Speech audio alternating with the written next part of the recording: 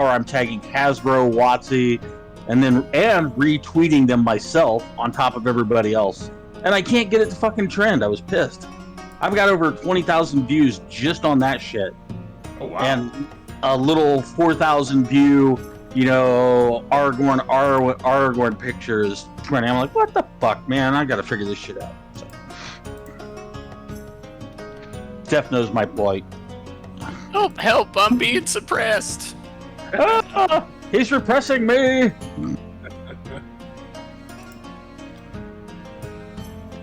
And for the record, I'm a racist because I support Gary Gygax. I found that out today too. Well, that's not anything we didn't know ahead of time.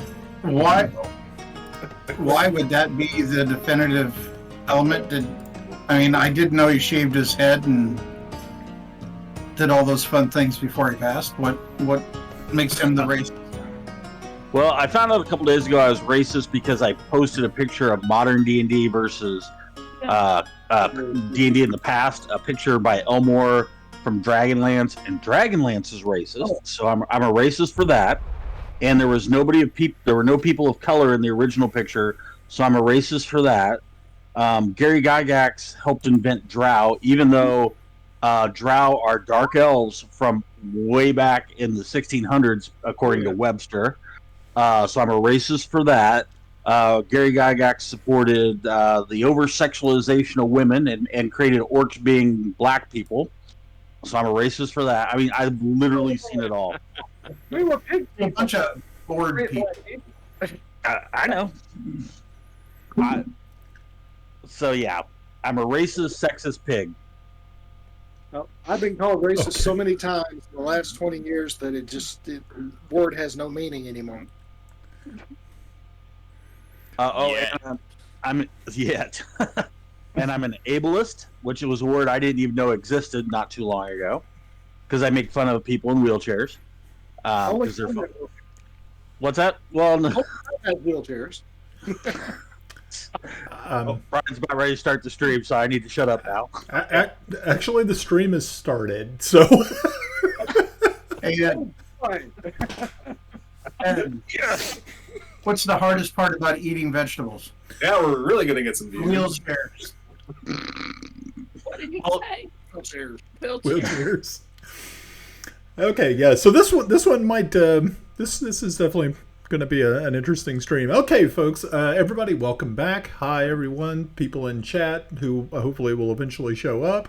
It is here we are with the Mystic Syndicate. I'm Brian, the Dungeon Master, and once again we are here with the Drunkards and Dragons crew, getting ready to roll some dice and slay some creatures, and hopefully push our way through this this wonderful campaign called A Princess of Celene Homebrew 5th edition.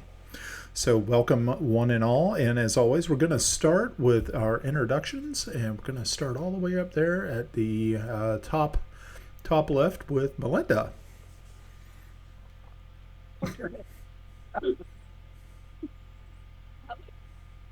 I'm like Rena Babelbooth, a human, also has word bubble. And you did that right when you put yourself on mute, Melinda. I'm not mute. Yeah. Yeah, you are. We're sharing the same microphone. Oh, you're sharing the same okay. microphone? Yeah, you need to make sure to face the microphone. Sharing the same microphone? Never mind. Give me that. Do Give me that. Give me that. Ouch. Did you call me a goober? Well, if the foo shits. I won't smack the kids, but I'll smack you. While the domestic dispute's going on, I'll go ahead and introduce myself. I'm Ed. I'm the Dunker Dragger, and I play Tomas. Almost went back to Tobias. Oh man, everything's going crazy. Tomas. Also, I'd like to propose a toast today in honor of Gary Gygax's birthday, because I sit here, I look at this, and I got Mike and Pav here, who I've been gaming with for 40 years. I've got Glenn and Russ here, who I've been gaming with for 30 years. And, if it wasn't for him, I wouldn't have such great friends, and we wouldn't be here doing this. So, happy Gary Gygax Day. Cheers. Roast. Some bull. Yeah, right.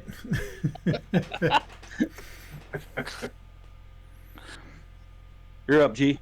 Okay, yeah.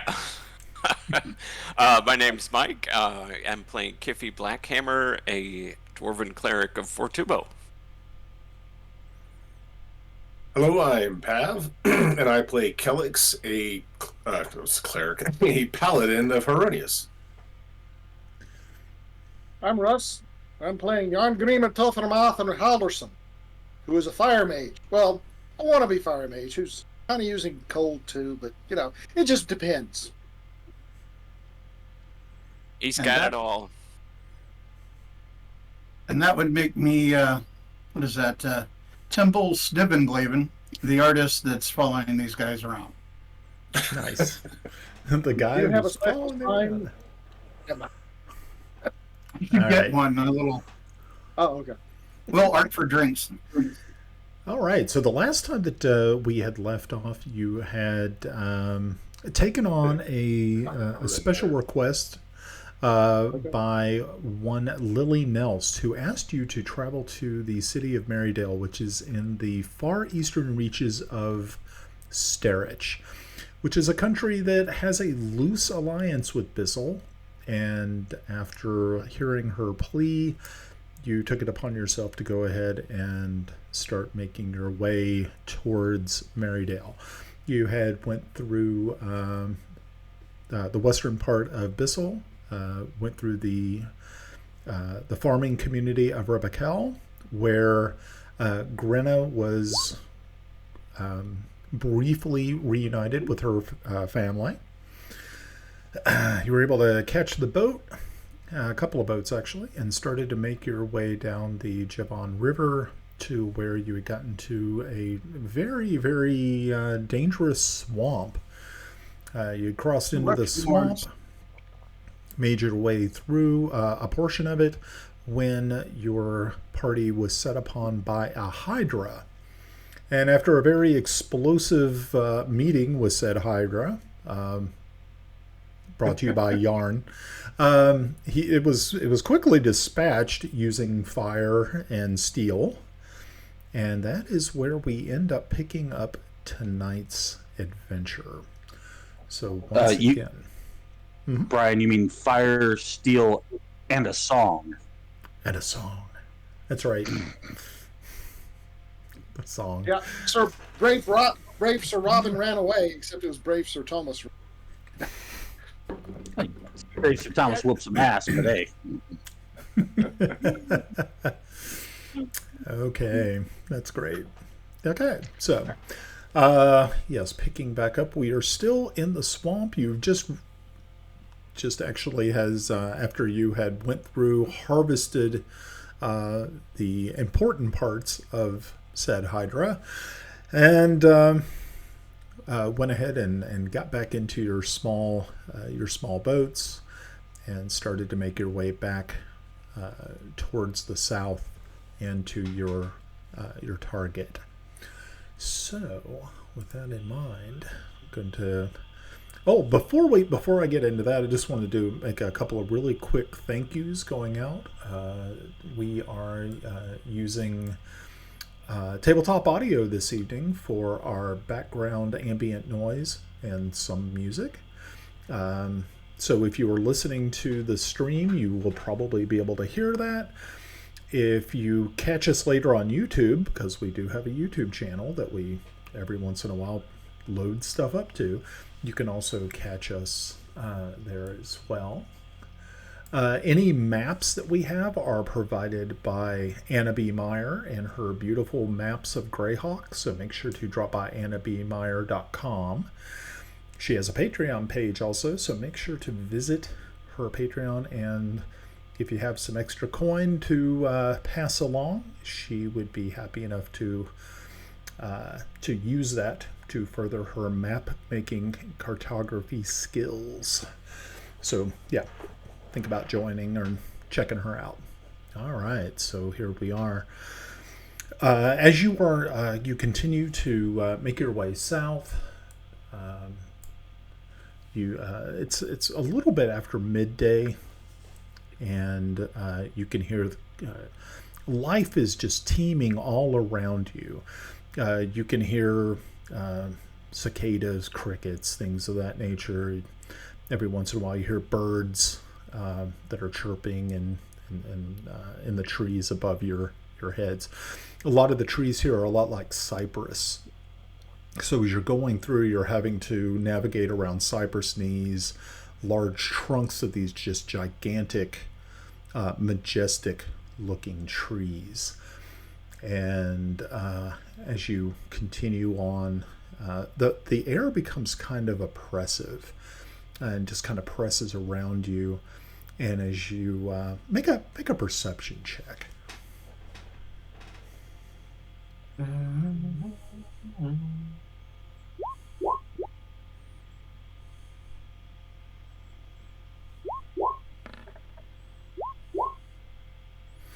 Okay. All right, so Kiffy, Kellex, Timble, as you're kind of just looking around you, watching what is happening, as the oars are, pressing their way through the water, you start to notice something a little bit strange about the water itself. Every once in a while, bubbles will not bubbles the warg, but these strange bubbles start to come up from the surface, and as they do so, they leave kind of an oily patch.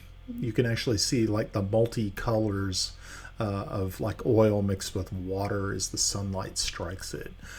And as you continue along, you start to notice that it's this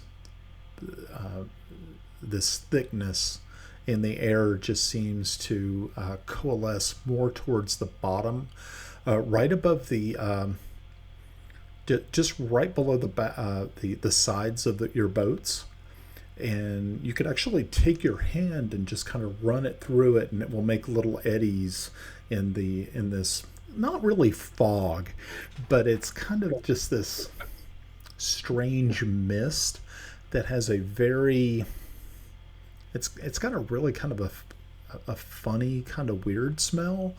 It's not one that you were familiar with at all, being that many of you have never actually spent any really great time in a swamp of this nature.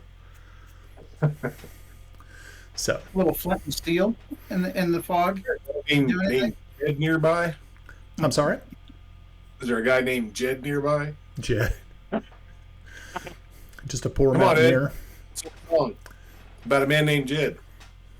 Well, it's a story about a man named Jed. Poor mountaineer barely kept his family fed. And then one day he was shooting out some food, and up through the ground came a bubbler crew. Oil that Is black gold. Texas tea. Mm-hmm. We're not dating ourselves or anything, are No, we? not at all.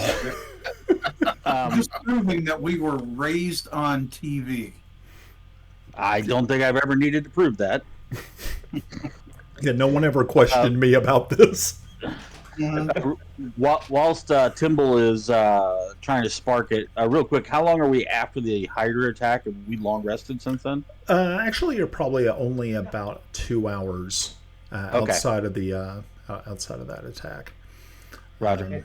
Yeah. Brian, what's our whereabouts currently? Okay. Are we between two locations anywhere? Actually, you're still in the swamp. Yep. You're making your way through it. There are some little small islands that are near you. You can see that there are very large fish underneath you, almost about the same size as your boat. So that's a little bit concerning, but then again, they don't seem to be aggressive in any shape or form.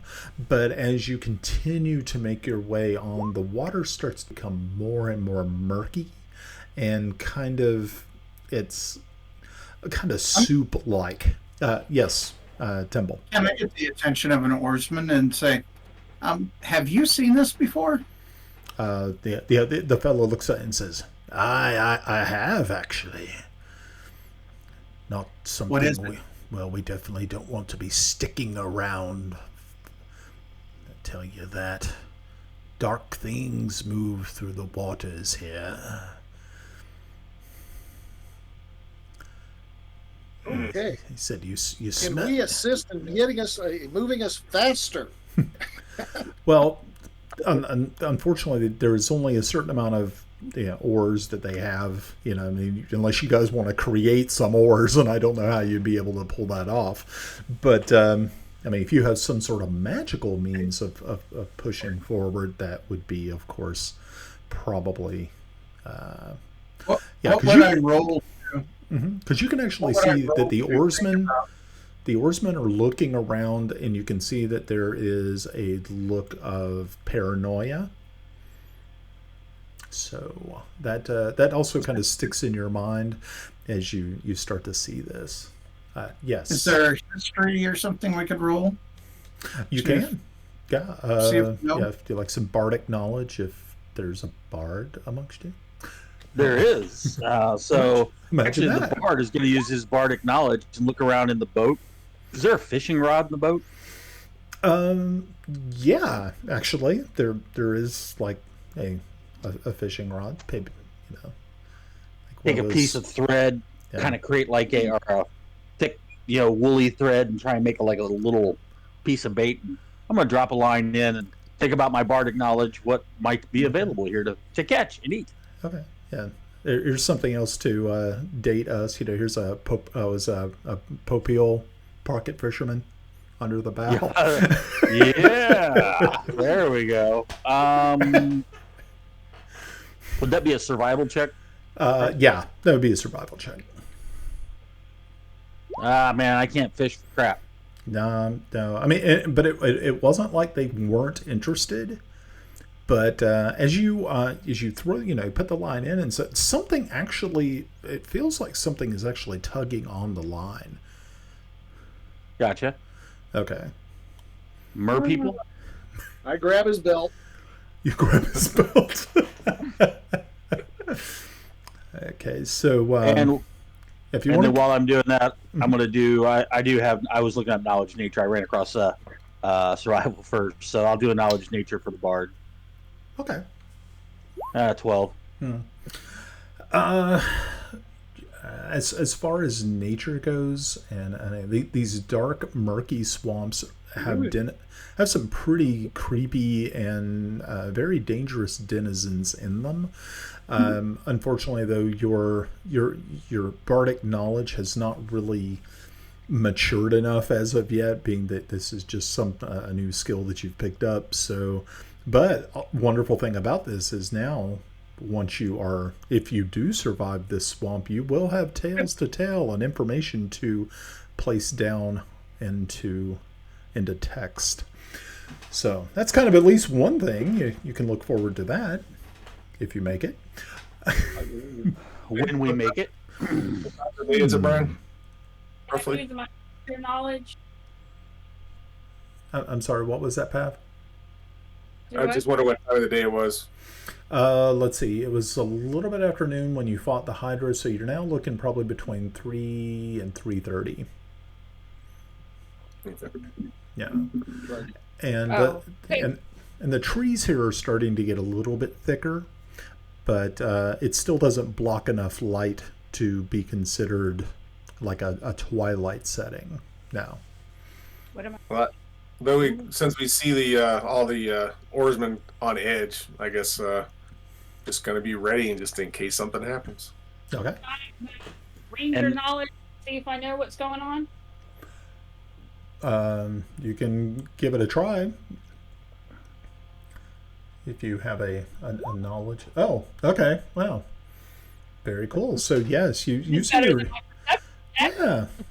yeah, using your knowledge of nature and things that you see, you are taking a look at this of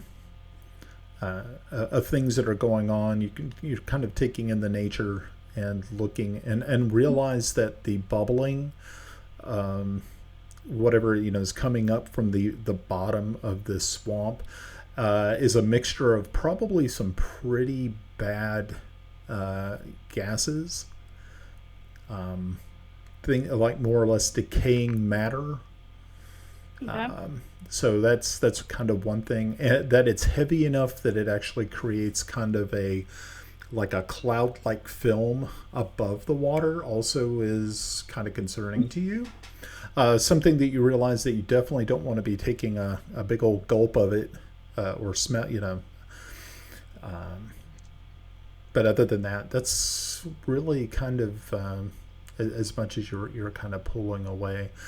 You have heard stories, of course, of the creatures that travel this place. Hydra, are definitely a possibility, but there are other creatures that lurk amongst the trees and along the shorelines of this bog that will definitely create gray hair and even the youngest of men.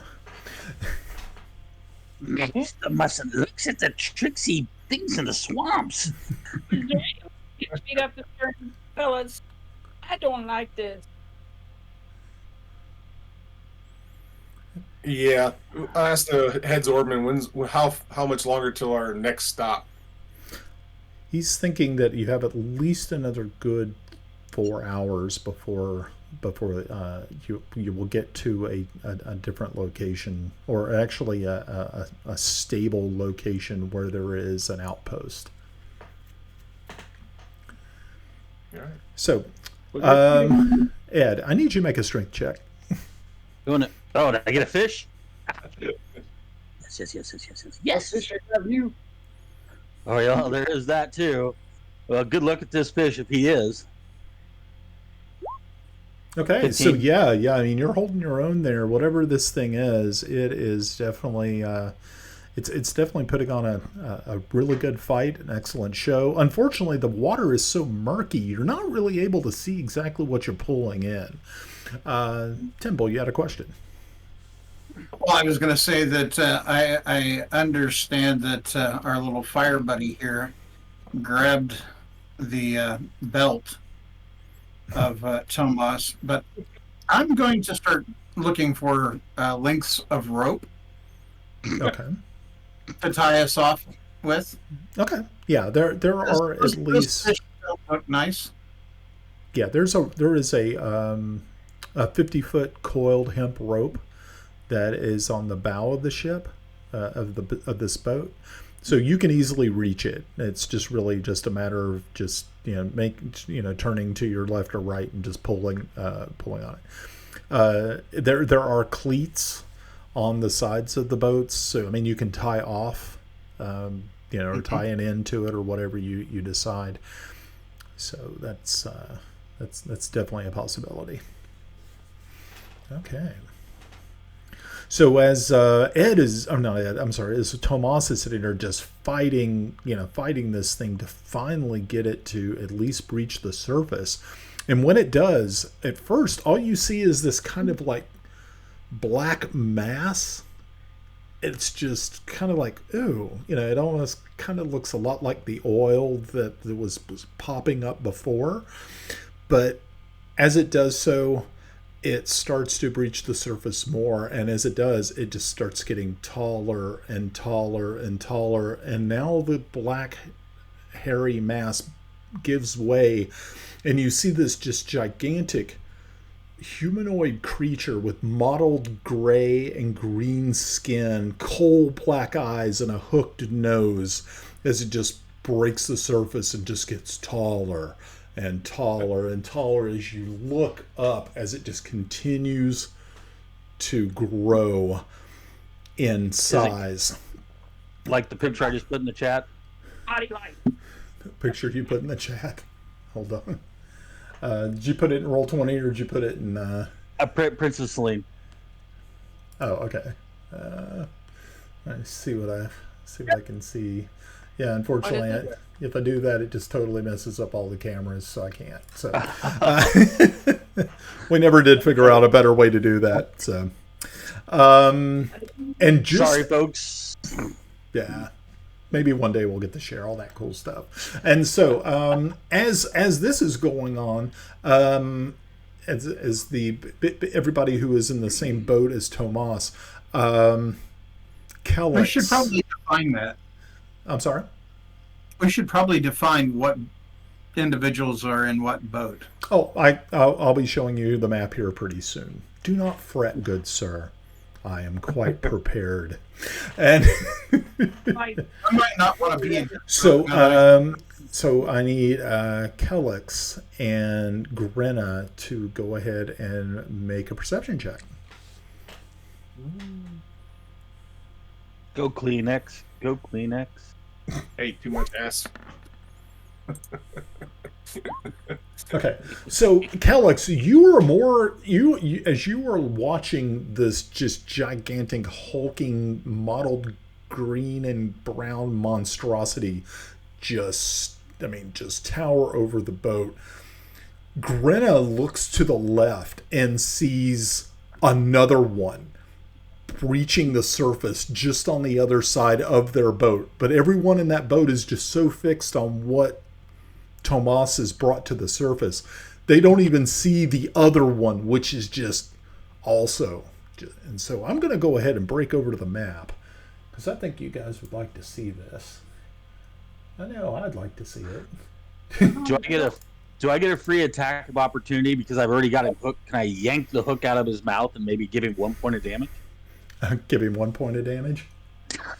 It'll save the day. Yeah. Let's see the map. Okay. This is right here. Alrighty, so everybody should hopefully be able to see the map, being that we're in. No, yeah, I know what this is. Well, boat with you. I am not in the boat with you. no, actually, you and Kellex and Melda are on the other boat over here. Oh, While the how tall are these? well, How tall are these? well, I'll give you a little bit of information on them if you would like. Let's see. They are considered large. Yeah. Yep. They are pretty good sized creatures. If you would like to make a nature check, or nature check would probably be one way to be able to detect and see exactly what these creatures are. Okay. Wow, you guys actually rolled very, very well. Jeez, guys are killing it tonight. Well, except for Timble. Timble is just like 19. Timble is like this is not something that is familiar to Timble, but it is very familiar to the likes of Yarn, whose people have known about these creatures for thousands of years. These are trolls, and they are particularly nasty. These aren't your stave church building type of trolls. These are good old fashioned swamp trolls that don't really care that much about humans or elves or any of the civilized races. They are particularly nasty creatures. So let's roll initiative. Remember to click on your icon before you do so, though. So to make sure to do that. And I'll take up alright. And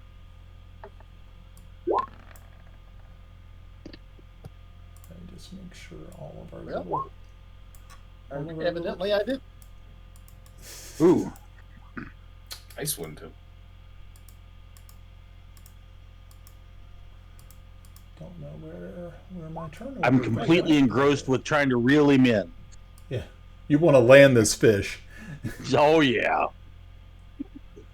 Okay, so let me see. You won't believe what I got. Let me see how many times everybody rolled.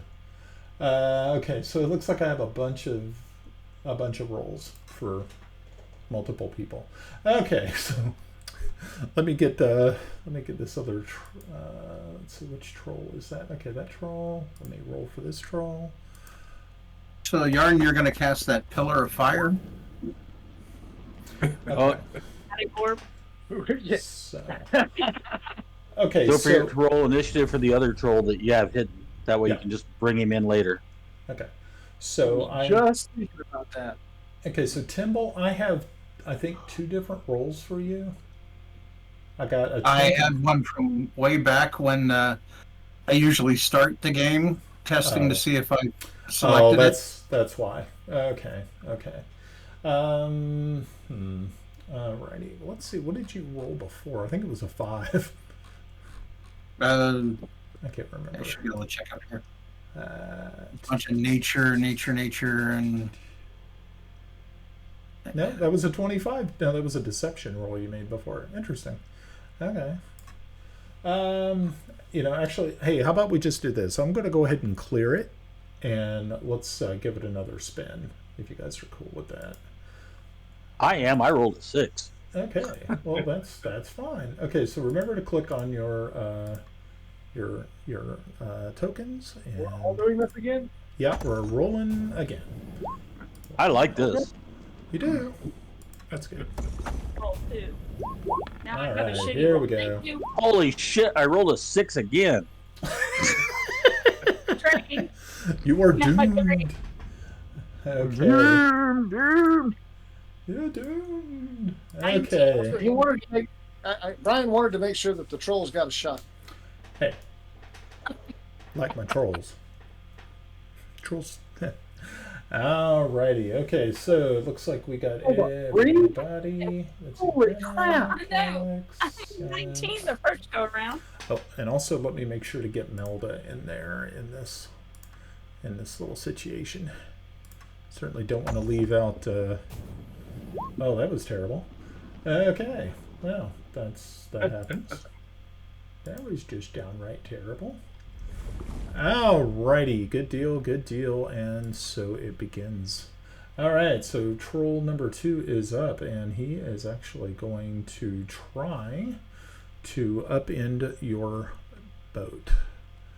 And so he's got to roll a strength check. And Quick question, Brian. Have you ever been to the Everglades? You know how the water there is really clear and everything like that, but really shallow? Is it like that there? No, this is Damn not. it. No, this is more like there's for people who may or may not have ever been to South Florida. There's a place called the Loxahatchee River, which Yes. I don't know how many times I've canoed or kayaked that river, but it is like looking through sweet tea. Dark sweet tea. So this is kind of what you're doing. That's why you weren't able to see it before. Now I understand. I know exactly what you're talking about in the Everglades, where you have like the limestone and it's just blue and it's just absolutely beautiful. That's not this place. That's not it. That's not it. But yeah. So he's going to go ahead and try his strength, and let's see how well he does. Okay, so he rolled a 22. This creature is considered a giant, and so he actually picks up the front of the boat. Yes. He's still hooked. So do I get in this opposed strength check against him with the rod and reel? Okay, that was this one. This is the one right here that's actually attacking the boat. This is the one you had hooked. Okay. I have a mechanics question. Yes. Bonus actions. Do they go on my turn, or can I do them anytime? A bonus action is a action that you would have after you have taken your turn. You know, it's like after you've taken your action. But, yeah. Yeah, we're going in the water. Okay, so yes, the number I was trying to meet with this was that it at least had to make a 20, and it got a 22. So this thing has literally taken its nasty greenish gray claws, lifted up the front of the boat, and just tipped you guys off into the water. So I'm going to place you guys where you fall. And Ed, you're actually, you land on like a little sliver of land just right here. And yeah, it's kind of, but you take no damage because of the detritus and muck that you land in cushions your fall. So that's kind of nice at least. And the Brian? boat, yes. Can you turn your volume up, your microphone volume up just a tad? Sure. Yeah, I can do that. I think I can. I hope. Hold If you on. weren't so old, maybe you'd be able to hear. Turn up your hearing aid, Russ. Hey, Damn. receiving the answer. They're in the mail. Be nice. Yeah, let me Thank see. you, Brian. Hold on. Let me just make sure to turn my gain up a little bit. How's that? A little bit better? You. Too much? Too much better? Okay, cool. Okay. No, that's great. Okay, Careful, good. Russ. Yeah, I was just making sure. I didn't want it to be too super loud, but I didn't want to be unhearable. Okay, very good. All right. So yeah, the boat itself is now like over here behind you. Okay. Troll number 2 is actually going to grab the line. Yes, Temple? I had tied myself off on the boat. Okay. So you are actually over here. How hard did I land in the boat? Um, I stay in it. and stay Nice. in it. Make actually make a dexterity check. No, don't do that. Make an acrobatics check, please. See how well you do with that. Okay, so actually you were outside of the boat, but you are tied off to the boat. So there you have it. Okay, very good. I like how you guys like actually point out things and like I don't think I would have landed that way. Let's make it harder for me. Down on top of me, my luck. Yeah. No, at least it didn't like land on you and you're trapped under it, which would have been kind of cruel, but actually Would've been kind of wet. fun. Yes, it is. Okay, so this As it one. Okay, so this one right here grabs the line that he has been hooked with, and he starts to pull you in, Tomas, towards it. You have an option. You can, of course, drop the pole, or you can ride this bad boy out and see where it goes. Who was fishing for who? I'm gonna ride it out. I'm gonna try and I'm assuming because you said I was in this tumultuous soil type of thing that it's really not a lot of traction, right? Right. Kind of. So he's gonna probably pull me right now, but Right. Actually, what he does is, yes, he actually pulls you, and as he does, because you were prone, he actually pulls you into a standing position. So that's kind of nice. Where everybody else landed in the water, they're not really in a prone position. You just land and you're floating, but it's not real deep here, so it's not. It doesn't really slow you down, especially with trying to recover. So Gotcha. that's kind of nice. I'm And so yeah, still maintaining my combat with him with the rod Yes. and reel. yes. Okay, so he's going to pull you, and he is going to make a strength check, and I need you to make an opposing strength check to see if you were able to hold your ground, or are you going to give way and actually be pulled towards him. 16. Damn. Okay, you're actually fighting this guy. You dig your heels in hard in this nasty muck and are able to find a cypress knee that is sticking out, and you've thrown yourself against it, and you're literally just fighting this thing tooth and nail to just keep it. And that is the end of its turn. Next is Kiffy. Kiffy, what would you like to do? Well, Not sink. am I in the water? Like, am I sinking? Because I'm pretty sure that my net buoyancy is like pretty. Yeah. Nothing. Yeah. You got to think the water here is about 3.5 feet deep. So you're kind of, I mean, your head's not underwater, but you are definitely treading, or not treading. You're actually in it, but at least you're not submerged. It is a little difficult because the detritus that is on the bottom is very, very thick. And it does, this would be considered difficult terrain. So your movement's going to be cut in half when it comes to moving through this type of scenery. Okay, this stuff that's in front of me here, is this like the land stuff? Is it out of the water? Yes, it is. It's just a little thin sliver. It's literally the same sort of stuff that you can see Tomas is working with. But yeah, it is still kind of a mucky, muddy soil. Not even real soil. It's just decayed vegetation that has piled up over probably a few centuries. Man, outdoors is literally shitty. I'm going over here, and I'm gonna smite. Okay. Smite. Let's see. What are we gonna do here?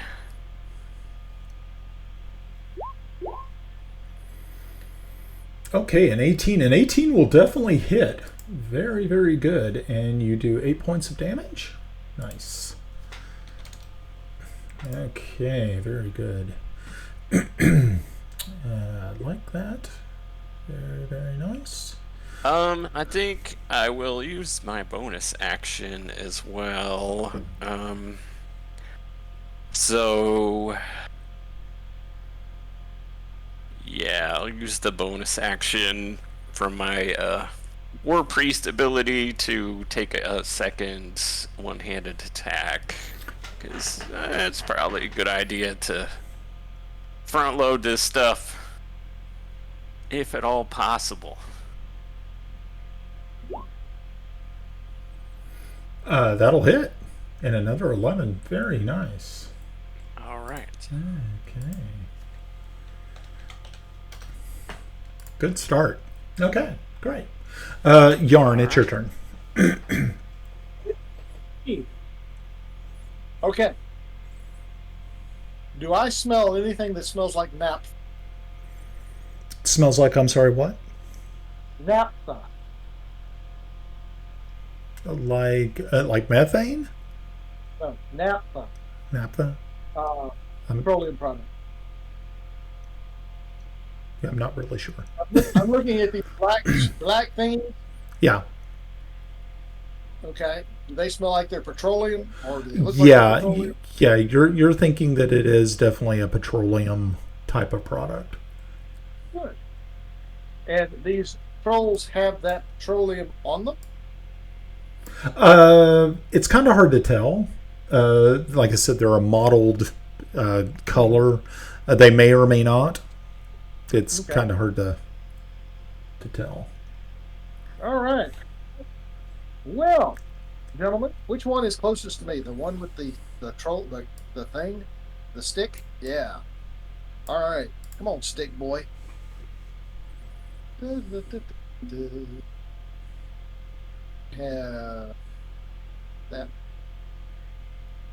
blip. Oh yeah.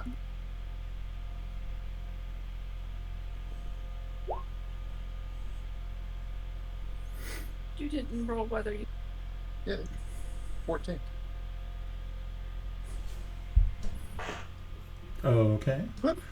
So, ready. Okay, so as soon as you let this fiery chromatic orb leaves your hand, in kind of like a slow motion scene, you see that this thin cloud of gas that has accumulated on the surface of the water catches like in a whoosh noise. But it kind of surprises not just you, but everyone around you as you hear this whoosh in your ears, and then you just see a blinding flash of fiery light and heat. I need everybody to make a reflex save. I mean, everyone. Yeah, even on the other boat, because this whole place was just, yeah. Is that a dexterity check?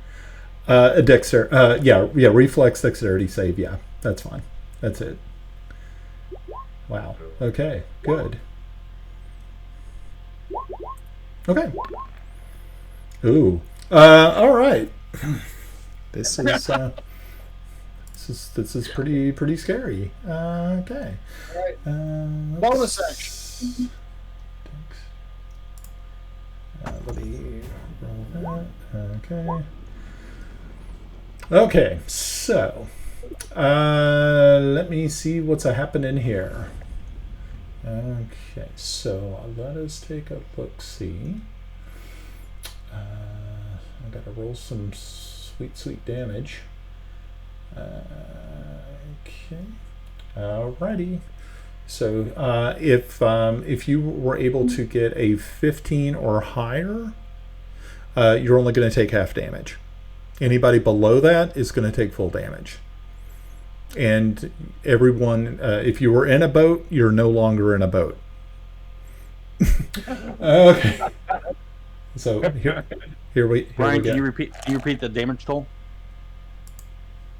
I just rolled it. Okay, so we're taking 20 points of damage. That's full. You take 10 if for half. So if you got a 15 or better, you only take half. That's not too bad. You did good. Yeah, that's not bad. Yeah, most of you guys are all right. Some of you might not be okay, but then again, Not happy about it. not happy about it, huh? Yeah. All right. I didn't roll for. Never mind. All right. Yeah. Tell me what the result was. Okay, so what ended up happening was, yes, this troll right here was literally blasted out of the swamp. He ended up taking 50% of his total hit points and damage. He got kind of cooked. So yeah, it took him down a pretty far piece. He is now over here, and he is prone. This one right here was able to make his save, and so but he also, because these creatures are very susceptible to fire damage, he also was blasted back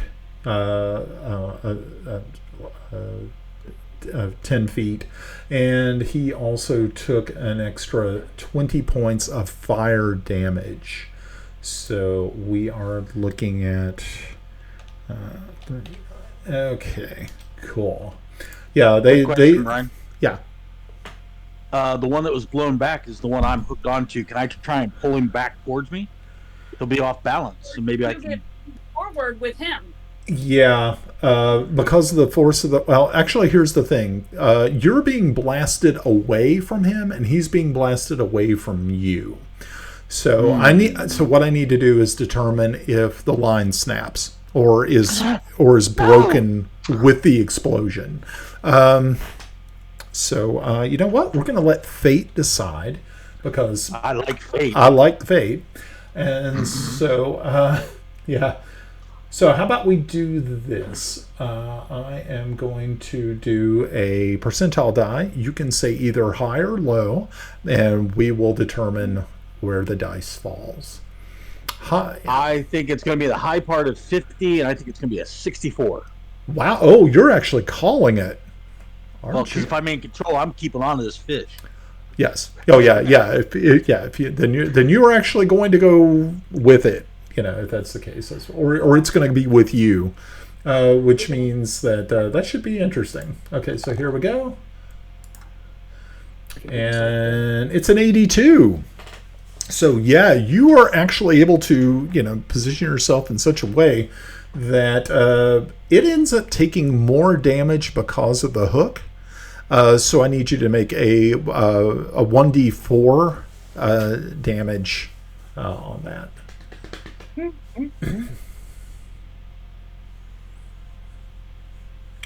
It's actually dang. Okay, so yeah, it takes another 4 total damage. Does And that include my strength? Because I'm a +6 strength.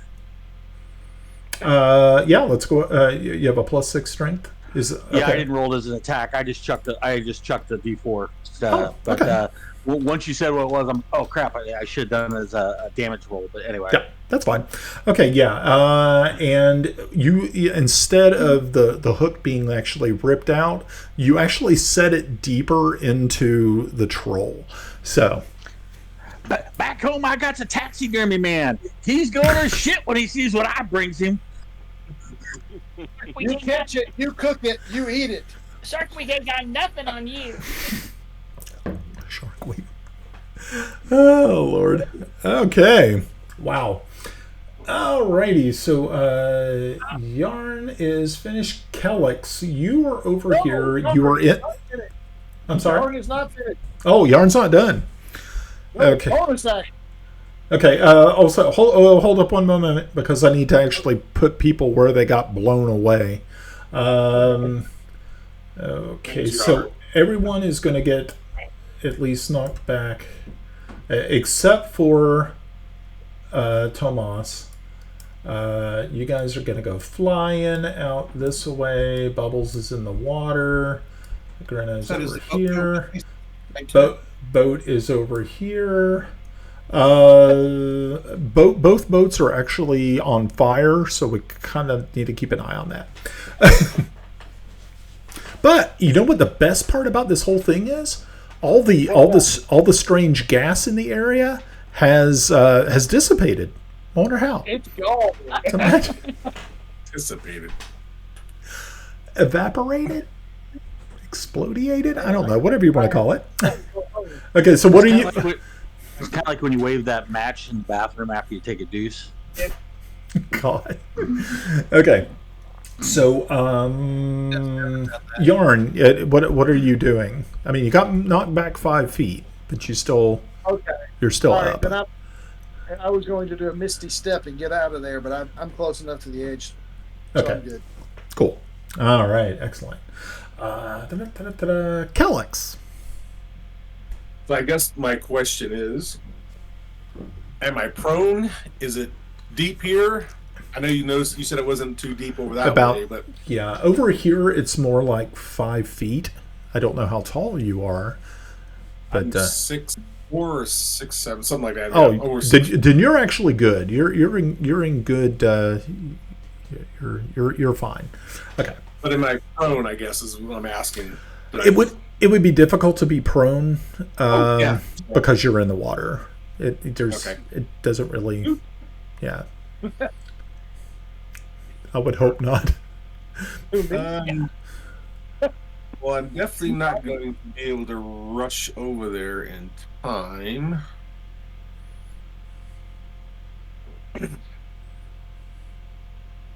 Which one, okay, so which one Ed or which one does Thomas have on hook? This one over here, the one with the club. The one with the club. Yeah. The one that looks like he's leaking stuff out his butt on the miniature. Can I mention something real quick? I'm gonna cast a spell. I'm gonna cast command on this one, the other one, and say flee. Okay. You want to hear a bass solo? Boom, boom, boom, boom, boom, boom.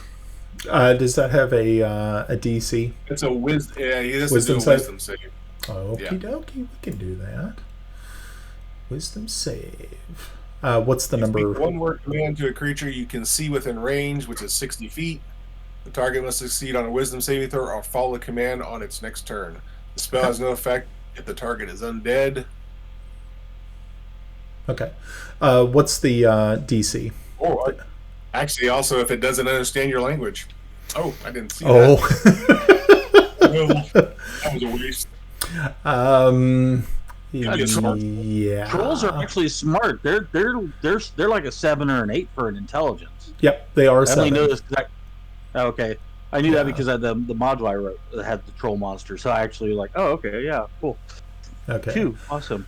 Okay, so what we're going to do is I'm going to, being that its intelligence is low and it also, there's really a good chance that it won't speak your language or might be able to understand you, it will get advantage on the roll. So let's go ahead. And you said a wisdom save? Wisdom save, yep. And what's the number that we need to beat? Oh, hold on, yep, hold on. Hey, Russ, we'll test your audio here in a sec. He has to save 12 Okay. DC. Okay. Yep.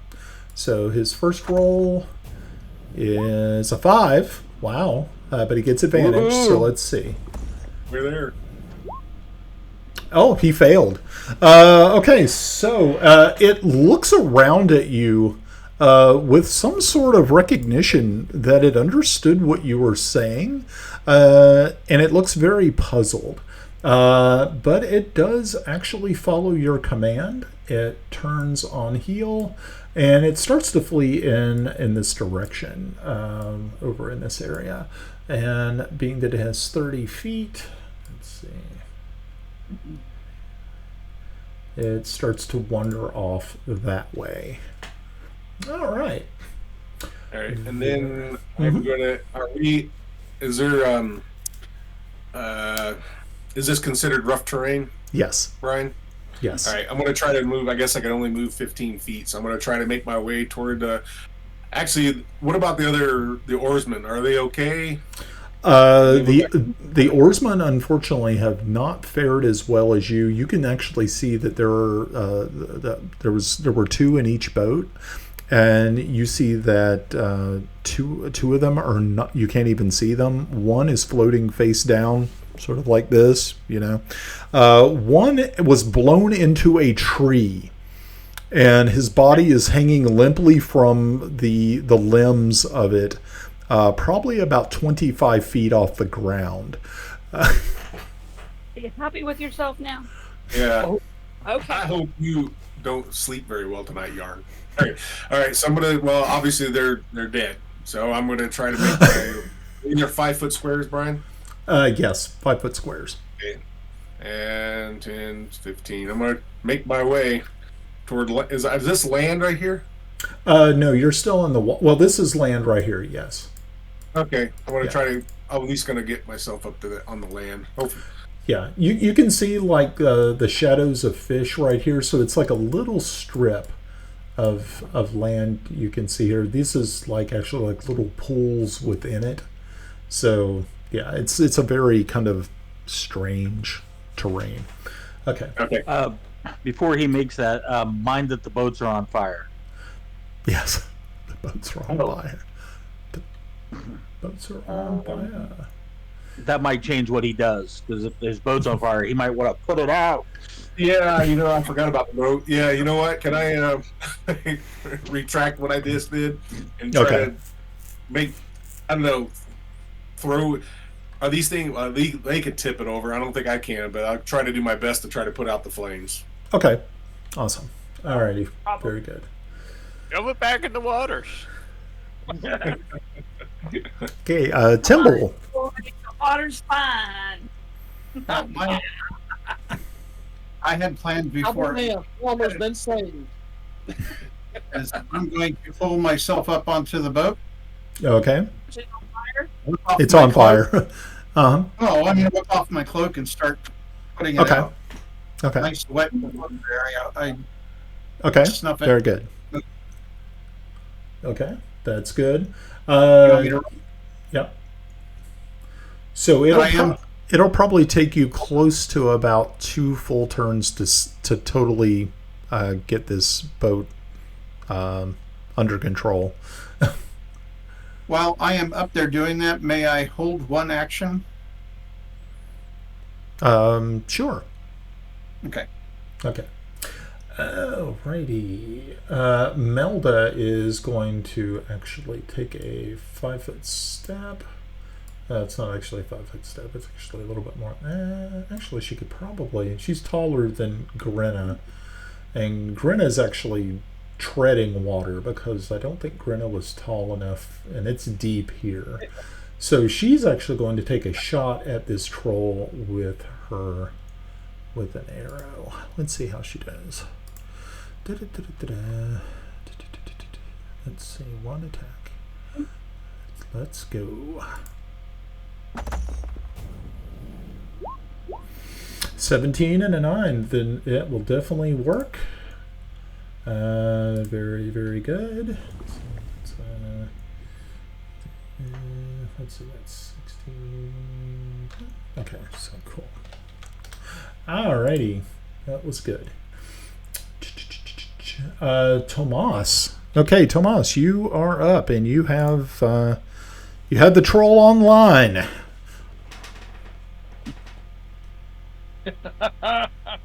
You're muted. You're muted. Mike.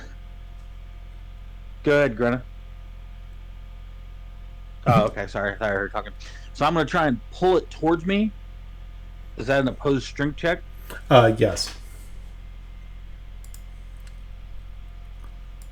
All right. Does that sort of constitute an attack roll?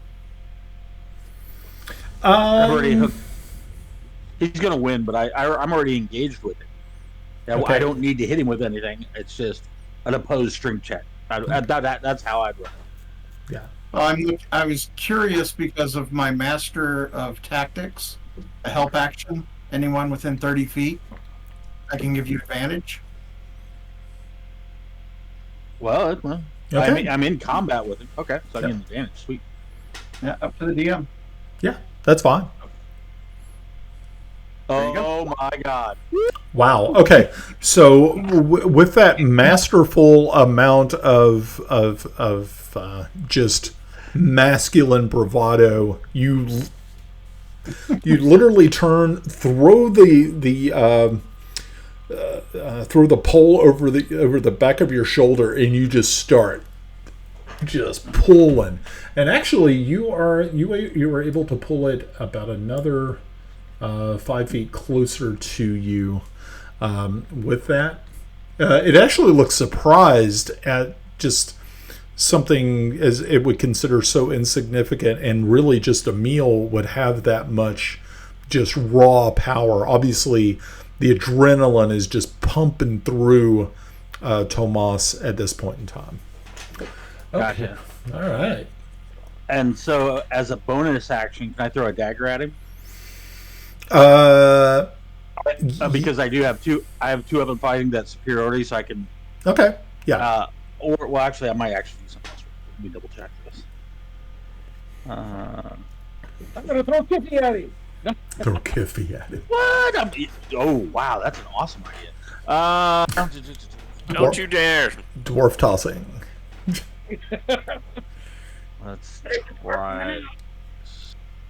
Gnomes are easier. They fly farther. I think gnomes and halflings would be pretty easy to yeet, so to speak. Yeah, I'm wearing 30 pounds of armor. So Oh, yeah. you're probably not gonna yeet me too far. I'm wearing daggers. Boop. So what I'm doing, Brian, I'm actually going to use quick toss is why I'm able to throw a dagger. That's Okay. why. I wanted to make sure I had the rule right. That's why. So Okay. sorry about that. Yeah, no, it's good. I don't think that hits. 18? No, that'll hit. 19? Or no, it was the 19 the attack? Or was that your damage? No, it was 19. That's right. Okay, Yeah. that'll hit. Okay. Okay, so roll some damage. Oh, 9 points. Very nice. Now, this guy is looking chewed up. Super, super nice. Right. Tomas, is that all you got, or you got more? I'm debating. I can actually use a superiority dice and get one action. Okay. One more attack, so I could throw another dagger if I wanted to. I think you mentioned earlier that this one was one that had caught on a lot of fire and had burnt substantially. Is that correct? Yeah, he'd taken a pretty nasty blast. and then I hit him. I hit him again. Yeah, I'm gonna use one of my action surges. I'm gonna throw another dagger. Okay. So I'll just do this. And I miss. Yeah, unfortunately, it just sticks into a tree right behind it. Good try though. Very nice. Nope. So I'm now down to I've got one superiority dice left, just as a carryover from last game. Okay. I guess it's a good thing it's stuck in the tree and not the guy in the tree. Well, now.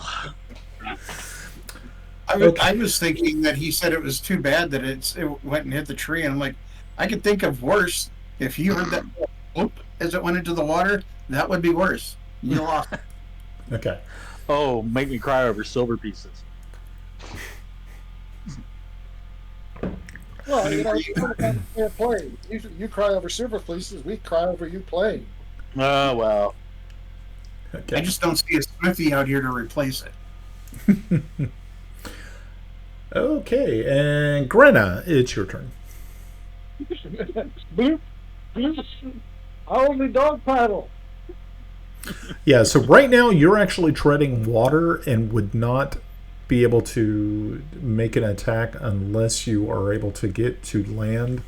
Give me a... do they have a swim or is that a survival? I think it's survival, I think. Would it be athletics? Oh, it may be athletic. Yeah, let's go with athletics. Thank you very much, Kiffy. Yeah, do it. Give me an athletics check. Yeah, that would be enough. Oh, okay. Yeah. So, you were able to get to the you would be able to get to the land, but that would take up your entire. Yeah. That would take up all of your movement. Do you have two attacks or just one? I have one an opponent. Okay. Yeah. It would take you your entire movement and also your attack to be able to do it. So at least you can get to land. So the next time you'd be able to do your attack. Okay. Everything is wet. Yeah. My food is wet. Everything is wet. Hey, Calix, how long does your command last? Is that for like a I think it's just one turn. one turn? Okay. Yeah. Cool. Let me double check. Okay. So. Okay, so he'll actually be able to act, I think, on his next turn. Not this turn, but the next one, because you said it was one full turn. Okay, the target must succeed. Or does it get another? Wisdom saving throw or follow the command on its next turn. The spell has no effect if the target is undead. Blah blah blah. Okay. Or if your command is directly harmful to it. So yeah, it's just one turn. Okay. So does it get another savings throw, or is it just automatically? I think it ends right there. Yeah, Okay. I don't think it gets another saving throw. Okay, very good. Alrighty, so that troll is actually going to turn and start making his way towards you. So he is. Pardon me? Pardon me? Yeah, Yeah. you're the one who's talking to it. Yeah, you're the one over there saying howdy howdy. Ruh-roh, So Raggy. it Ruh-roh. wants you, and he is actually going to get. So these creatures like to regenerate, so they are pains in the butt. Yeah, but they Russ. they don't get to do the fire. They don't regenerate the fire damage, but any other that they take. Alrighty, so that one's moved. This one is actually going to take he's going to take his move action, and he's going to take a nice swipe at Kiffy. And let's see how he does. Okay, so he has multi-attack, so he's going to take his bite first. That will definitely not hit, but then he's going to also go in for the claw. Claw attacks. Oh. Hold on. What's that do? 20. Does that hit? Yeah, my AC is 19. Okay, you take 8 points of claw or like slashing damage. Alrighty. Nice. Brian, you said the thing. Does a 20 hit? But this time it did, That I had flip. and it did. Yes. Okay. Kiffy, it is your turn. Okay. Well, shit.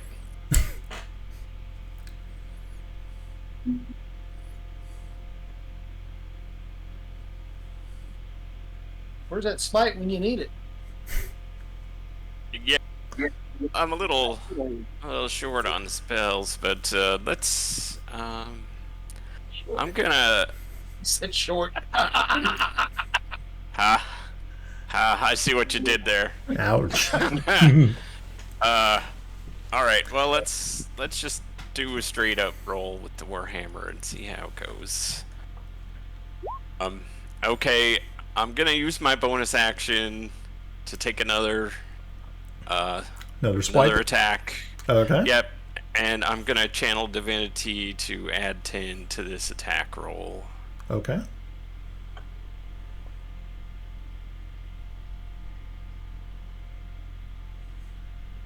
So that's should be a 22 for the attack. So pretty sure that's gonna hit.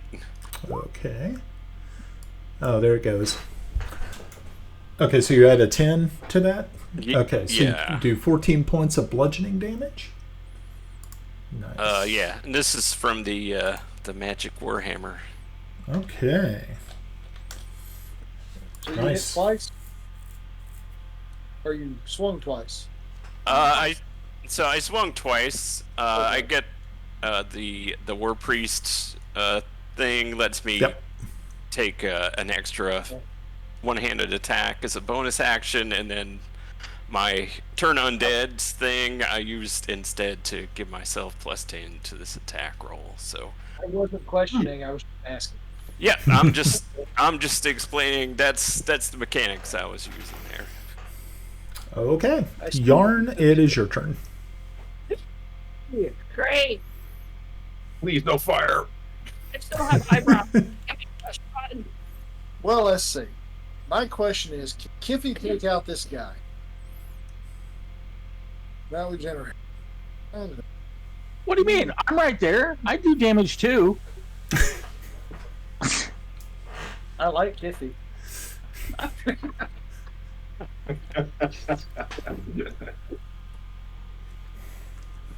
Oh. Well, I'm going to do a firebolt.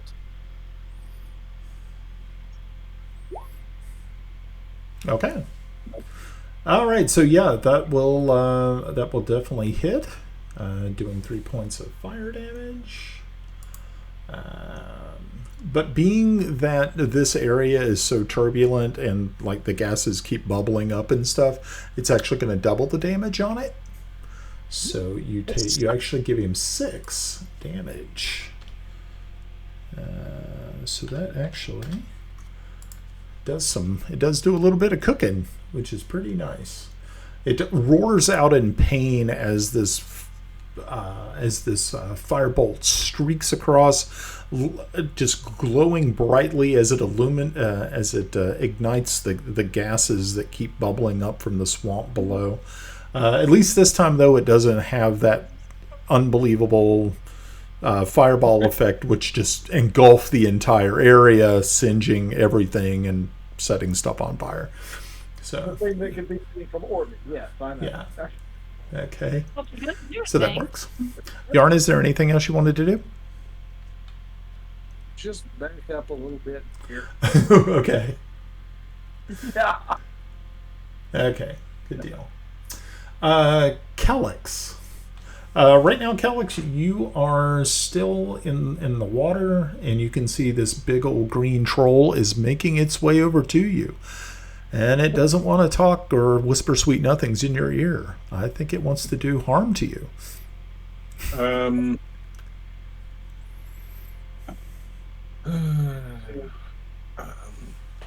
Okay.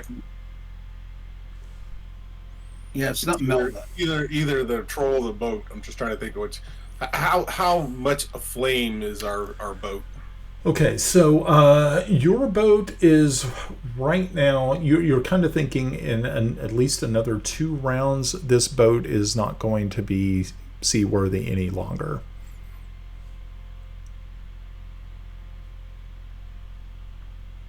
I'm gonna continue to put the boat out. I'm gonna let the troll come to me. Okay, very good. All right, so yeah, if you continue your actions, you should be able to get the boat at least under control at the end of this round, and so next round it'll be singed and kind of battered, but at least will be seaworthy enough to get out of here. So, I'll let Bubbles have the first nibble at it. okay. Oh yeah, Melda, we forgot all about Bubbles. We need to make sure that Bubbles gets some playtime. Alrighty, Timble, it is your turn. So, are you going to continue with your putting the fire out, or are you pretty much? I need the boat. I'm 3'9". Yes. I need the boat. Okay. But I will keep a help action at Ready. hand because Okay. I'm keeping an eye. I'm not going to just play Right. fireman over here. Okay, that's cool. Yeah, so you're thinking by the end of this round, you will have it all under control, and then, or it'll all be actually put out, and then you'll be able to act normally. Okay, Melda is going to once again take another shot at our troll friend. Actually, I'm wondering if she should change her target, because the other one's looking pretty bad, but this one doesn't look as bad. So she's going to give this guy a little bit of a shot. See what happens.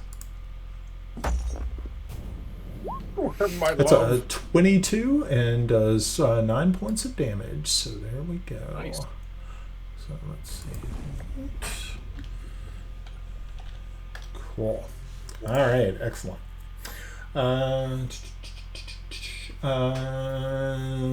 Tomas, what are you up to?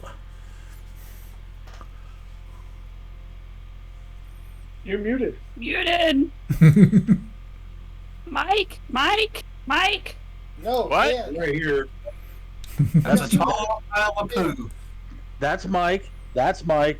I'm Ed. So does that mean I'm Mike Ed? I'm mic'd? Anyway. All right. So do I still have control? Do we have to do an opposed strength check at the beginning of the round to see if I still have control of him? Yep. Okay.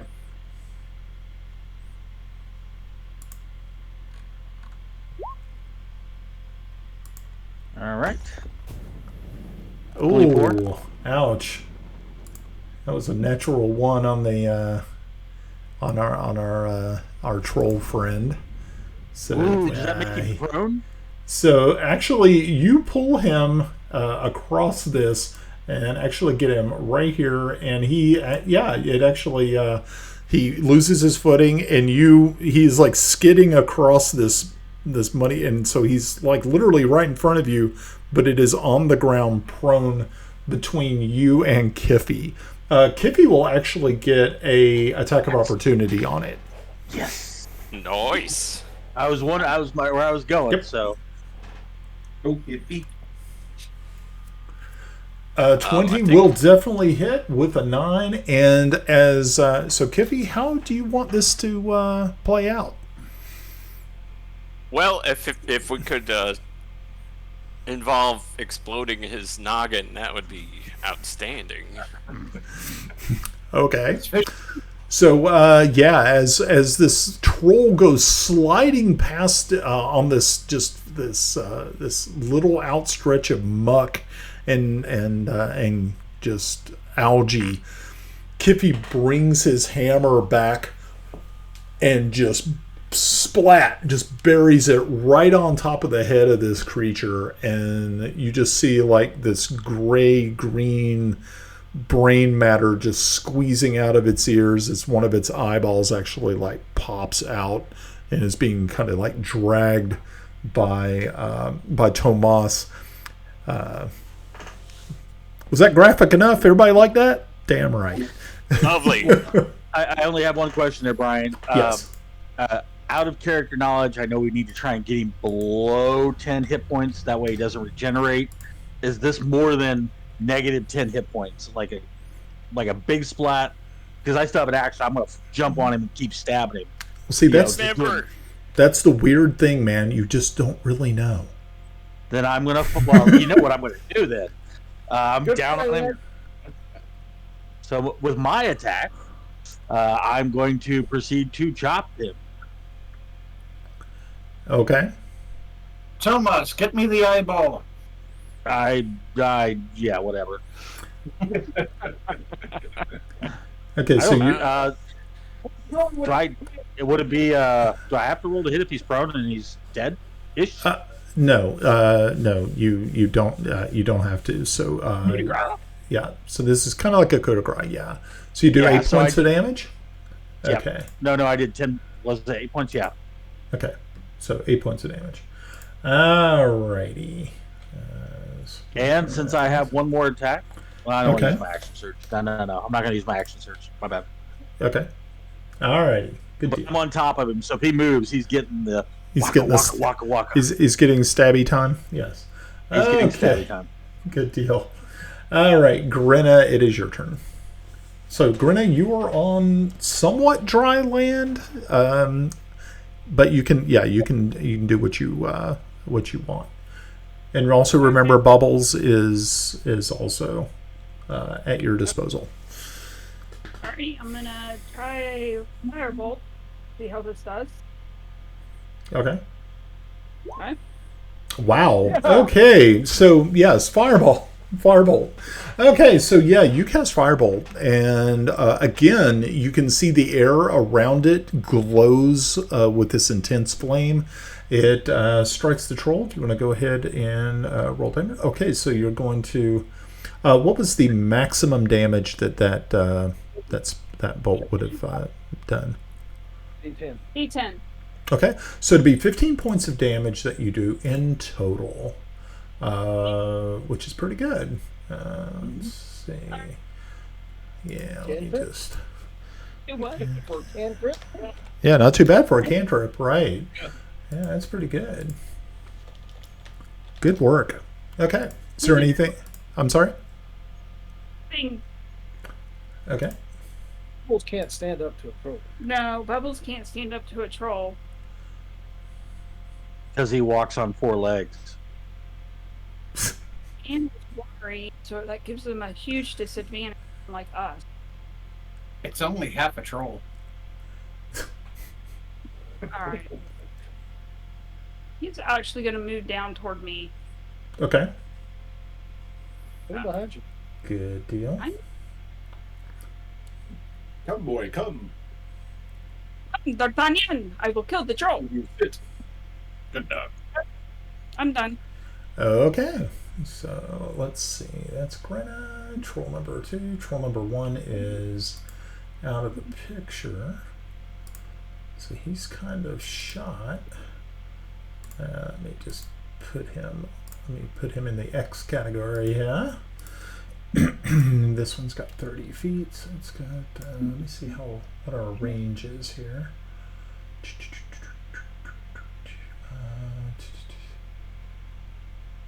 I guess. Okay, so so it's only 17. Okay, good. All right. So he is actually going to take his movement. He's going to approach Calyx, and he's going to go ahead and make his attack. He's going to try to bite Calyx. Let's see. That is an 18. That's a miss. That's a miss. Good deal. And then he's going to take his claw attack as well. And that'll be a vicious 24. That is a hit. And that'll hit, and you will take 10 points of damage from that claw. That sucks. Yeah. Kiffy, it is now your turn. It wouldn't have been so bad without that 20 points of fire damage. No. You always bring that up. Okay. I'm going to cast guiding bolts on him. Okay. Does the And- radius have his fire? No, it's not. Okay. But maybe we can do overkill. Maybe. We'll see. I'm gonna cast it as level 2, Okay. so hopefully we get a good attack roll here.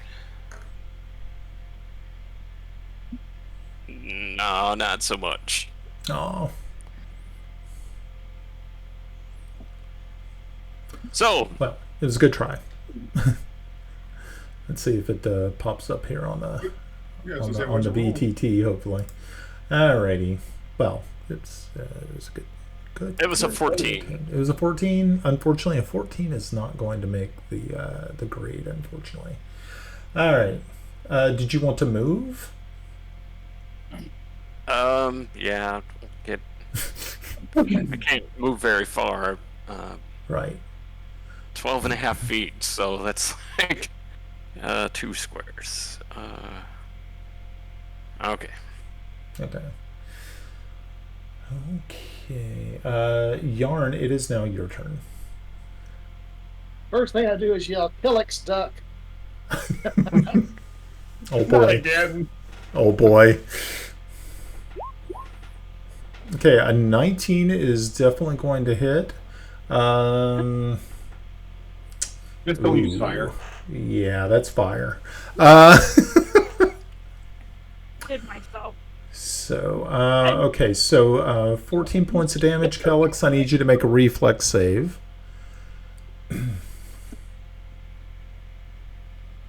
Well, log out, log back in. I'm back. I don't know. Is this planned? Reflex. Or just a normal dex. A Right? dexterity save, yeah.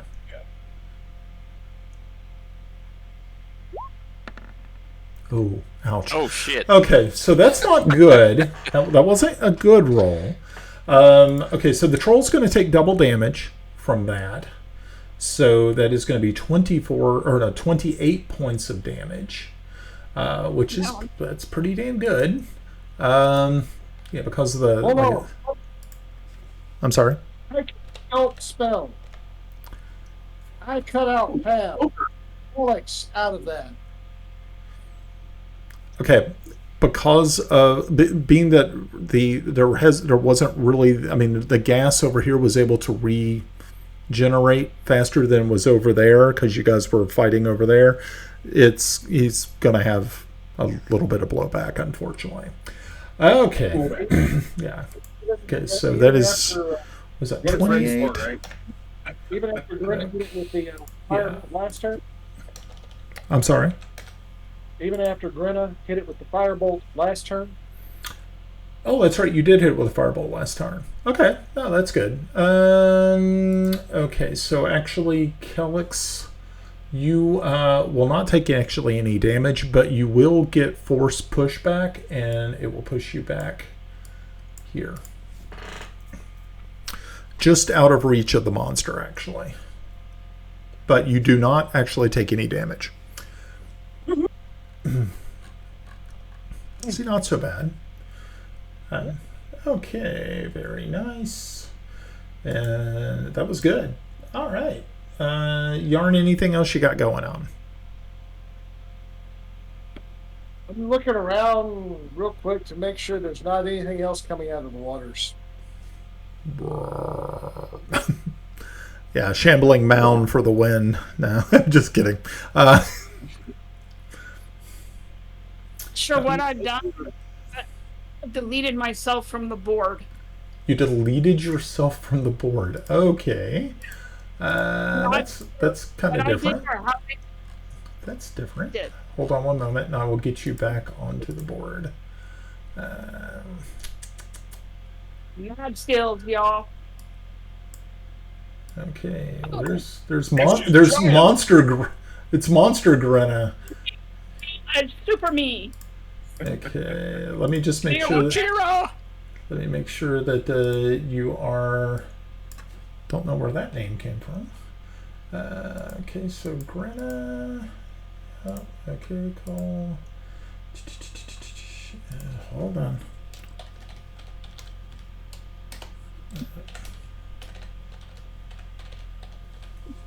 Battle boots. Alright, make sure that we are back in business. Alright. I mean, it happens. Yay, I'm back. You're back. Okay, you're back. No longer a ghost. No longer the ghost. Okay, good deal. Okay, so it is Kellick's turn. Kellick's.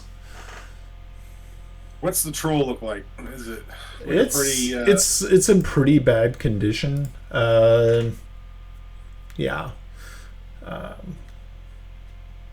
But you could actually, Well, I think you could take a swift action and actually lay on hands on yourself. Yeah, I was thinking that, or getting pissed off and just taking Just at least a rush smack it? at it. But, Okay. but I think I'm going to pray to Heronius, save me from my allies, and please lay on hands.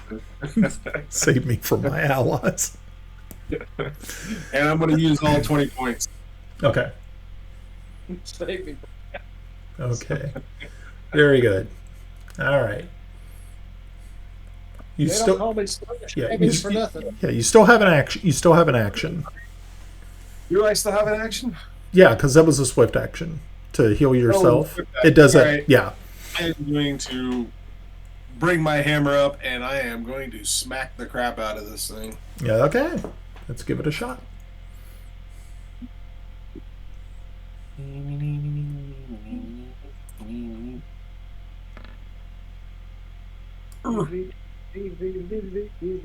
I'm 13. 13 is not going to make the grade, unfortunately. It was a nice try. It was a good try, yes. Okay, Timble, the boat that you're on is now completely with, the flames have been completely put out. Are the oars in here? I'm sorry? Do we have the oars still in here, or The oars are kind of floating around in the water, but they are like easily within reach. okay? Because I'd like to get them and start moving the boat towards the other boat. Okay, cool. Okay, so yeah, you use up this time to get the oars and get back into the boat. Okay, so on your next turn, you'll be able to actually move it. All right. Okay, Melda, what are you up to?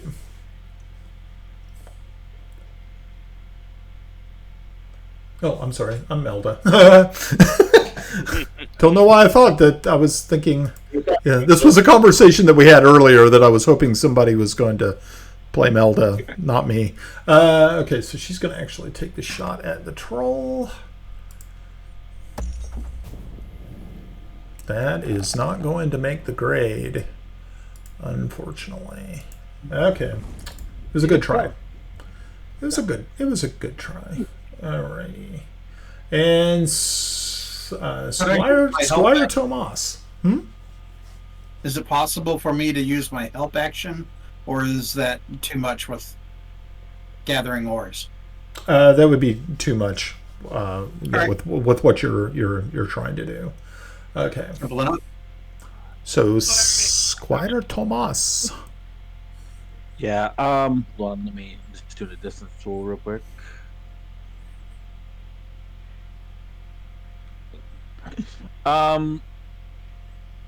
Obviously I can't get there, but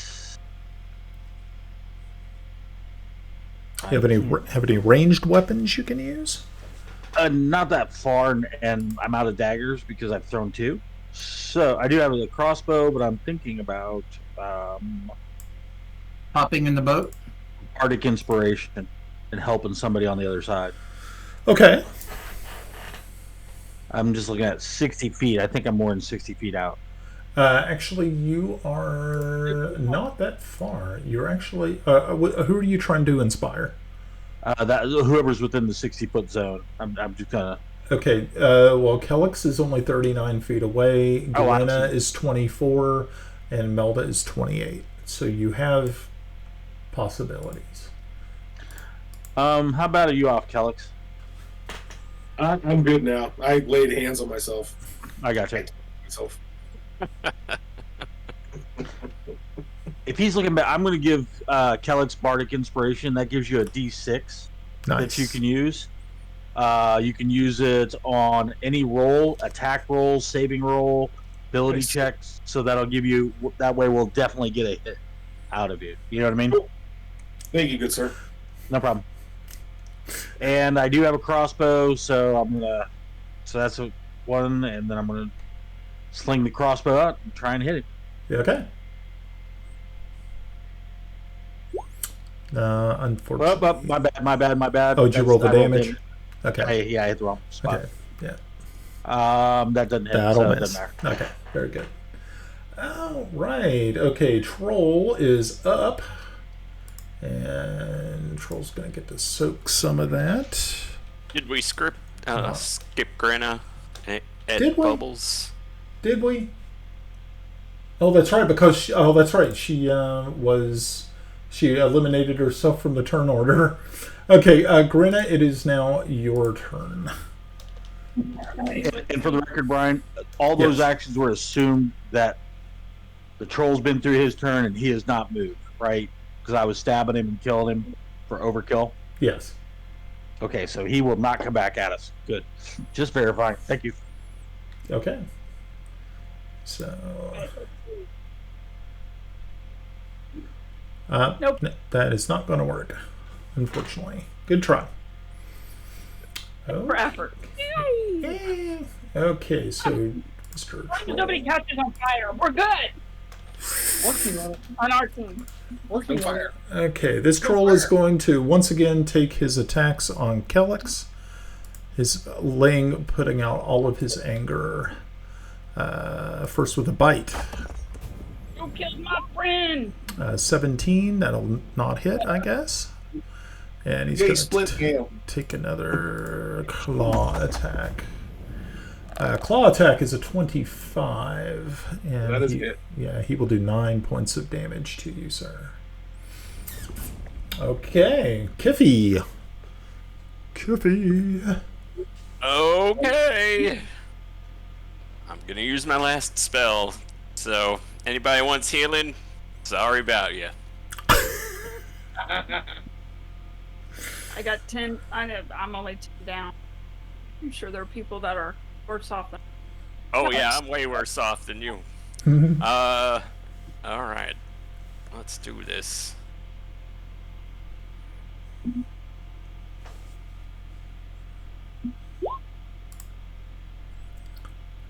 21 will definitely hit, doing 14 points of damage.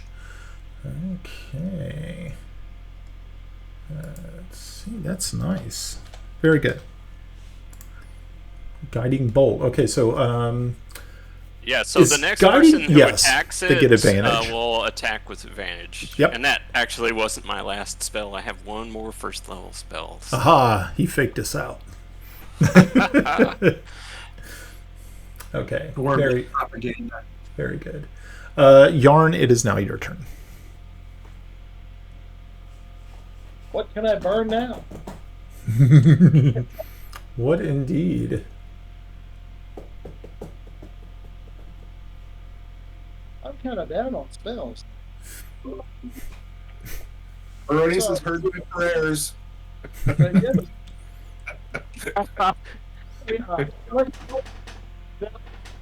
What's that? Doc, Duck. A 25. All right, that'll definitely hit. Give me some damage. 9 more beautiful points of Nice. damage. Kellex is like, I didn't sign up to be in a Pepsi commercial. Oh. Okay, so yeah, the firebolt hits, and so how do you want this to look, Yarn? Give me an idea. How do you want this to go down? just crispy critter. Skin Okay. blackening. There we go. Okay, so yeah, this firebolt slams into the upper torso of this creature. Its hair immediately bursts into flames.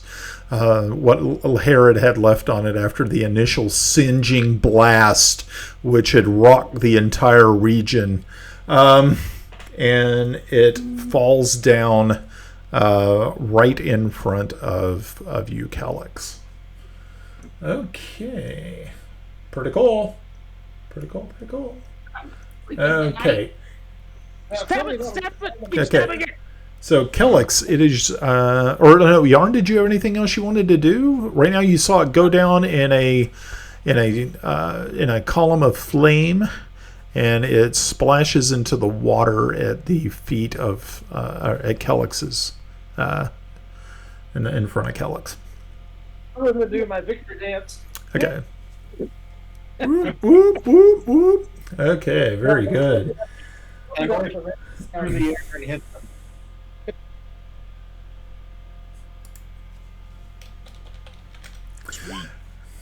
Okay. So, Calyx. Yeah. Crispy Calyx. Crispy Calyx.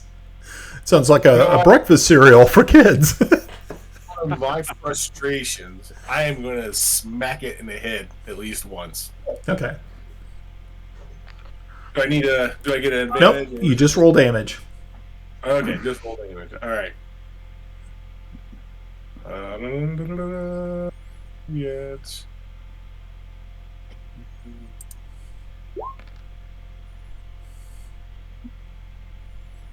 All right. So we are looking at so 15 points of damage, it looks like. Is that right? It's weird. It That's says weird. 14 plus crit 1. Not sure what that I means. saw a 1. Yeah. I saw the 1, and I couldn't see the other guy on the. Okay. Well, We'll look okay. on D&D. We'll look on Oh, D&D Beyond what it rolled it.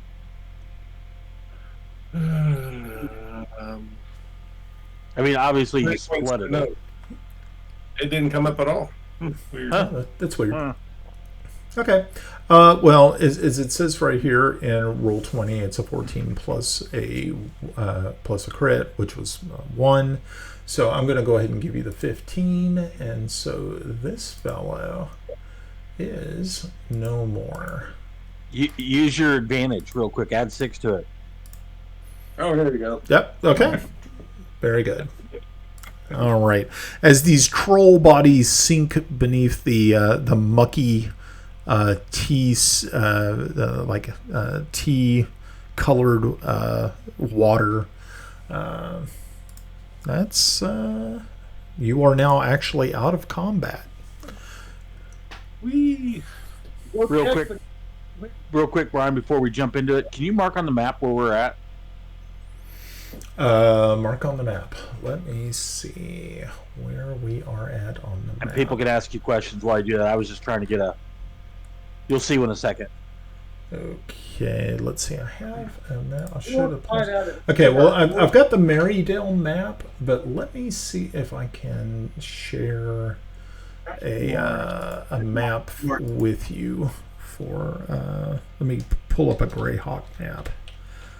Yeah, I think that might get it for me here. The county of Flynn. Hawk. If I can spell hawk for some unknown reason. I was having a problem.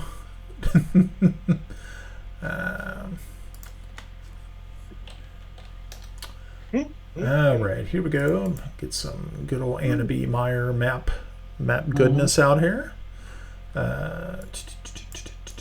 And I'll get an actual picture of that beautiful swampy fun place that you guys love so much.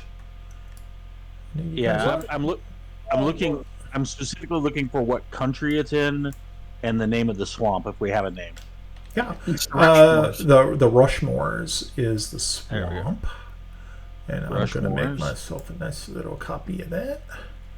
Let's see if I can create a picture. South of it.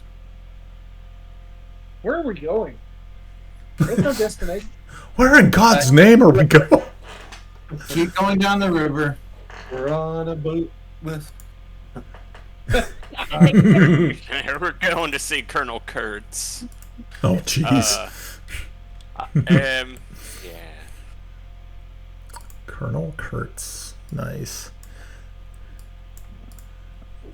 You never know what references you're going to get in our games. I have to just say that.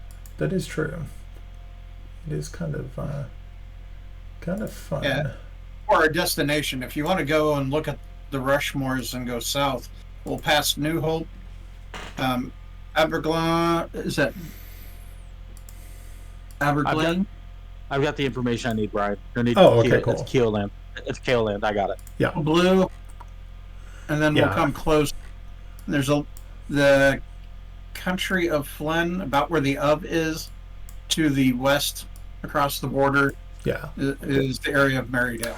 So actually, you guys are not very far away from the city of New Hope, which is in like the southern part, like right along, the Javon River. Yeah, you're not. Huh? Probably a really good thing since our guides are dead. Yeah. Fresh wind. Yeah, tis but a scratch. Yeah, yeah. So that's where you guys are actually going to make sure a landfall. Tree is dead? The one in the tree is definitely deceased. Well, where's the fun in that? Pinata time. I'm gonna check all of these guys and gentle repose them. Take them for a decent burial. Okay. All right. So, Kippy, you take a little bit of time to, as you said, cast gentle repose upon them, wrap them up as best you can in some of the oilcloth that they had, and in the bottom of their boats, and try to, with respect, try to keep them, in at least in a state so that when you finally get to New Hope, you'll be able to either turn them over to the authorities or work with local religious organization to give them a proper burial. Yes. All right. Plus, they won't stink. That's important. That helps. Yes. Yeah. So Kiffy, my question to you is, you do pictures, right? No. No, not Kippy. I'm sorry. Timble. Timble, you do pictures, right? Do you do maps too? You do. I can't say it. There are people who are nice, polite, watching the stream, but if they're nice and polite, they're not watching our stream. no. Yeah, they would have left long ago. Yeah, there are a few who are. There are a few. Okay. I have a 12-year-old granddaughter. He's old. So you do maps, right? Can you make a map real quick of where we're at? I'll pay you for it. No, you won't. Wow. I said, Okay. I'm not hurt you. You no, you won't, or I don't believe you because you're a scumbag. No, you won't. Oh God. Wow. Now you've brought up Give it to you. our goods with the blast. I'm sorry. What Say that was? again. Wait, we had goods? He's talking about equipment. My packs were in the boat, and a lot of it is papery kind of stuff. Fire type of stuff.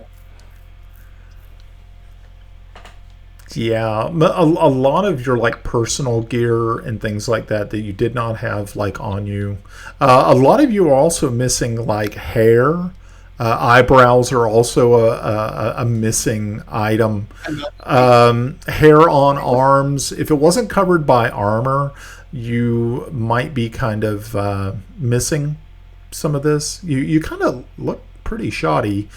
Some of you actually have some light burns. Not third degree, nothing extreme, but there will be some. After some proper healing, everybody should be fine. But as far as equipment goes, there is some singed equipment, singed leather. You guys kind of smell like, is it burnt leathery bacon or something like that? Yeah, good times, good times. Tomas looks at the party and says, "Don't worry, you get used to it." You get used to it. You get used to it. I'll see if I can find a something that I can draw on, and I can give you roughly an idea where we're at. Gotcha. So once he does that, Brian, could you please roll for an accuracy on how well he does? Okay. And then I'm going to send, and I'm putting this in the chat, the following letter to my father. I'm going to start penning it, and once we get to New Hope, I'm going to send this out. Okay. See if this. So that is in the chat on Roll20. Oh boy. Okay. Can't wait to see this. Oh my. Wow. Ooh, wow. Should I read this out? I feel like I should. Or you could read it out for us, being that it is in your handwriting. So okay. And this will get us up. To the esteemed Thomas Waverly, Mayor of Singleton. Greetings and felicitations from afar. I pray this letter finds you in sound health and prosperity. As your son, Squire Thomas Waverly of Singleton, I embark upon this epistle to apprise thee of my current endeavors and to solicit thy aid in the matter of great import. In my travels across the vast and wondrous world of Orth, I have had the privilege of witnessing marvels and mysteries. Among these travels, I ventured into the treacherous marshes of Rushmoors, where I encountered a particular phenomena. Sorry, I got this in. The elusive swamp gases. This rare and volatile resource possesses the potential to bolster our family's prosperity, and bring great benefit to our beloved Singleton. It is my earnest behest that, in view of my estranged state and limited influence in the royal court, thou art best suited to engage King Kimbertus of Scoti through diplomatic channels. I beseech thee, my father, to negotiate for mining rights to be granted, thus enabling us to harness the potential of this mystic substance. Moreover, incorporating and employment of gnomes in this enterprise may prove to be advantageous, for their expertise in such matters is widely known. Let it be known that this request does not stem from avarice, but rather from a desire to strengthen the bonds between us and to restore the harmony once prevailed within our family. By the titles and deeds that have graced my name, the Wrymouth, the hero of the day of Ludus Fullness, former Marshal of Fort August, champion of Baronsford, recipient of the Tri-Arrow of Yeomanry, 3rd class, Troll Fisher, and creator of the Thomas Two-Step, I humbly request thy favor in this endeavor. May the winds of fortune guide this missive to thee swiftly, and may it find favor in thy noble heart. I eagerly await thy response and hope that we may find reconciliation in this renewed kinship through this venture. With utmost respect and distant affection, Squire Thomas Waverly of Singleton. Wow. That That's was a lot of that was wonderful. You did a lot of writing during battle there, Tom. Yeah, I'm like, while everybody was, while he was over there with his fishing pole, fighting, he was composing all of this. Truly a bard at heart. Wow. Okay, I got to say. So with that in mind, Tomas, I'm giving you inspiration for that. That was beautiful. And if he makes a good map, then maybe we'll get mining rights to this place and make residual income. Okay. All right. So, let's go ahead and let's get a skill check here, Timble, and see if. Let's see. Yeah.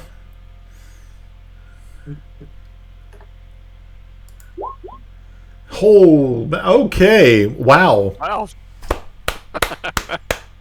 Very nice. Okay, so while you all have been making your way through the Rushmoors, trying to find your way finally to the city of New Hope, Timble has been extremely diligent and very observant on the entire trek through the Rushmoors. Having a little bit of knowledge about it, he was able to concoct a map that is so precise that you feel that it could be used for exactly what you're looking for, Tomas. This is exactly what you were hoping to see would come from the creative spirit that lurks deep within Timble. Good. I give Timble newfound respect. All right. Sorry, didn't mean to disrail, but I thought that'd be a funny thing to do. And it started off just like a quick thing, and it kept growing. If you were watching, I was just like typing and talking and typing. Okay, the troll fisher that was just beautiful. I was like, yes. You know, originally, I thought that's what Ed was going to ask Tim to do a painting of him. Fish. That would be. Now, maybe that is something that Timble, at the end of his adventuring life, he could put a book together, and this would be something that would be one of the lithographs in the back is Timble, not Timble, Tomas standing there with his fishing pole, just giving it all he's got, as this either the troll is fighting him or the troll is sliding along the muck covered ground in front of him. It's really kind of up to Timble, I suppose, and his artistic talents. And in the background, you have like fire explosions. Oh, yeah. Flying left and right. There's just a mushroom cloud in the back. Everybody's like August what? It sounds like a Sir Michael Bay ballad. Sir Michael Bay. Yeah. Okay. Wow. Okay, that was good. Now, you can, if you would like, to harvest parts from said trolls. That is completely up to you. Things that mostly would be taken would be the actual blood of a troll, because of its regenerative properties. Eyes can also be used by alchemists. Other people would also use troll eyes. More arcane artists may use them. And when it actually comes to the arts, there is certain pigments that could be extracted from the certain fluids of trolls. So even that might be something that is important to you, Timble. Yes, it is. Okay, so yeah. I'll proceed with my dagger and carve some ham. Okay, cool. Yeah, so you spend a little bit of time getting people back in the boats, harvesting the good parts of trolls, and finally getting yourselves back in along the path. Of course, now it's a little bit more treacherous because your guides are unfortunately have two of them were evaporated in the blast. One was hanging from a tree, and the other one was kind of just floating. Yeah, pretty tough go. Yes, as Yarn just sort of contemplates the mass amount of power that he was able to generate with such an outpouring. Not really. I don't really know how you feel about the lives that you snuffed out in but that's neither here nor there, obviously. Okay, so what was happened was No. Look at it this way: the good of ridding the world of that evil is, it came at a cost. That's unfortunate, but good was promoted as opposed to took it to die. Okay. All right. So yeah, 4 lives and a bunch of hair and some eyebrows, and it was worth the carnage, I suppose. This way, in a normal encounter, what would 4 normal humans? What would happen to the trolls? Oh yeah. Nothing. Oh Nothing. yeah. If this had just been a group of just regular, not heroic types such as yourself, these people would have never made it to New Hope. So that was To be honest, I mean, how was your character to know about how the gas was flammable, right? Well, I had an idea. But Your character had an idea, or you had an idea? But he was willing to take the chance. We had an idea considering where he's from. Oh, gotcha. Okay. Well, if my flint had worked. Yeah, that would have worked. Okay. So, you spend about another 2.5 hours out on the water, finally navigating your way to, you start to see some signs of civilization. And right as it is getting almost not quite full dark, but twilight, you see the city of New Hope in the distance. And as you pull your boats up along the docks there are people here. You see longshoremen who are loading other vessels that are going to be going either down the Javon or up back through the Rushmoors. They see you approach, and they toss off lines to you and help tie you off and get you onto shore.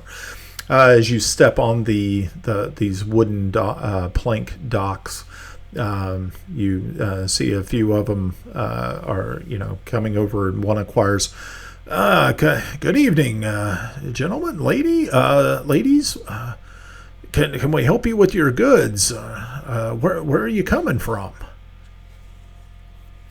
I'm afraid we don't have any goods, but I'm afraid we have some unfortunate souls who need some proper attention. Their families should be And their families, yeah. So contacted. it kind of indicate toward the racked bodies that Kiffy had. Okay. Yeah, so these gentlemen help lift the bodies up, and you see one or two. One of them pulls back the oilcloth from one, and he says, "Oh, this is a real shame.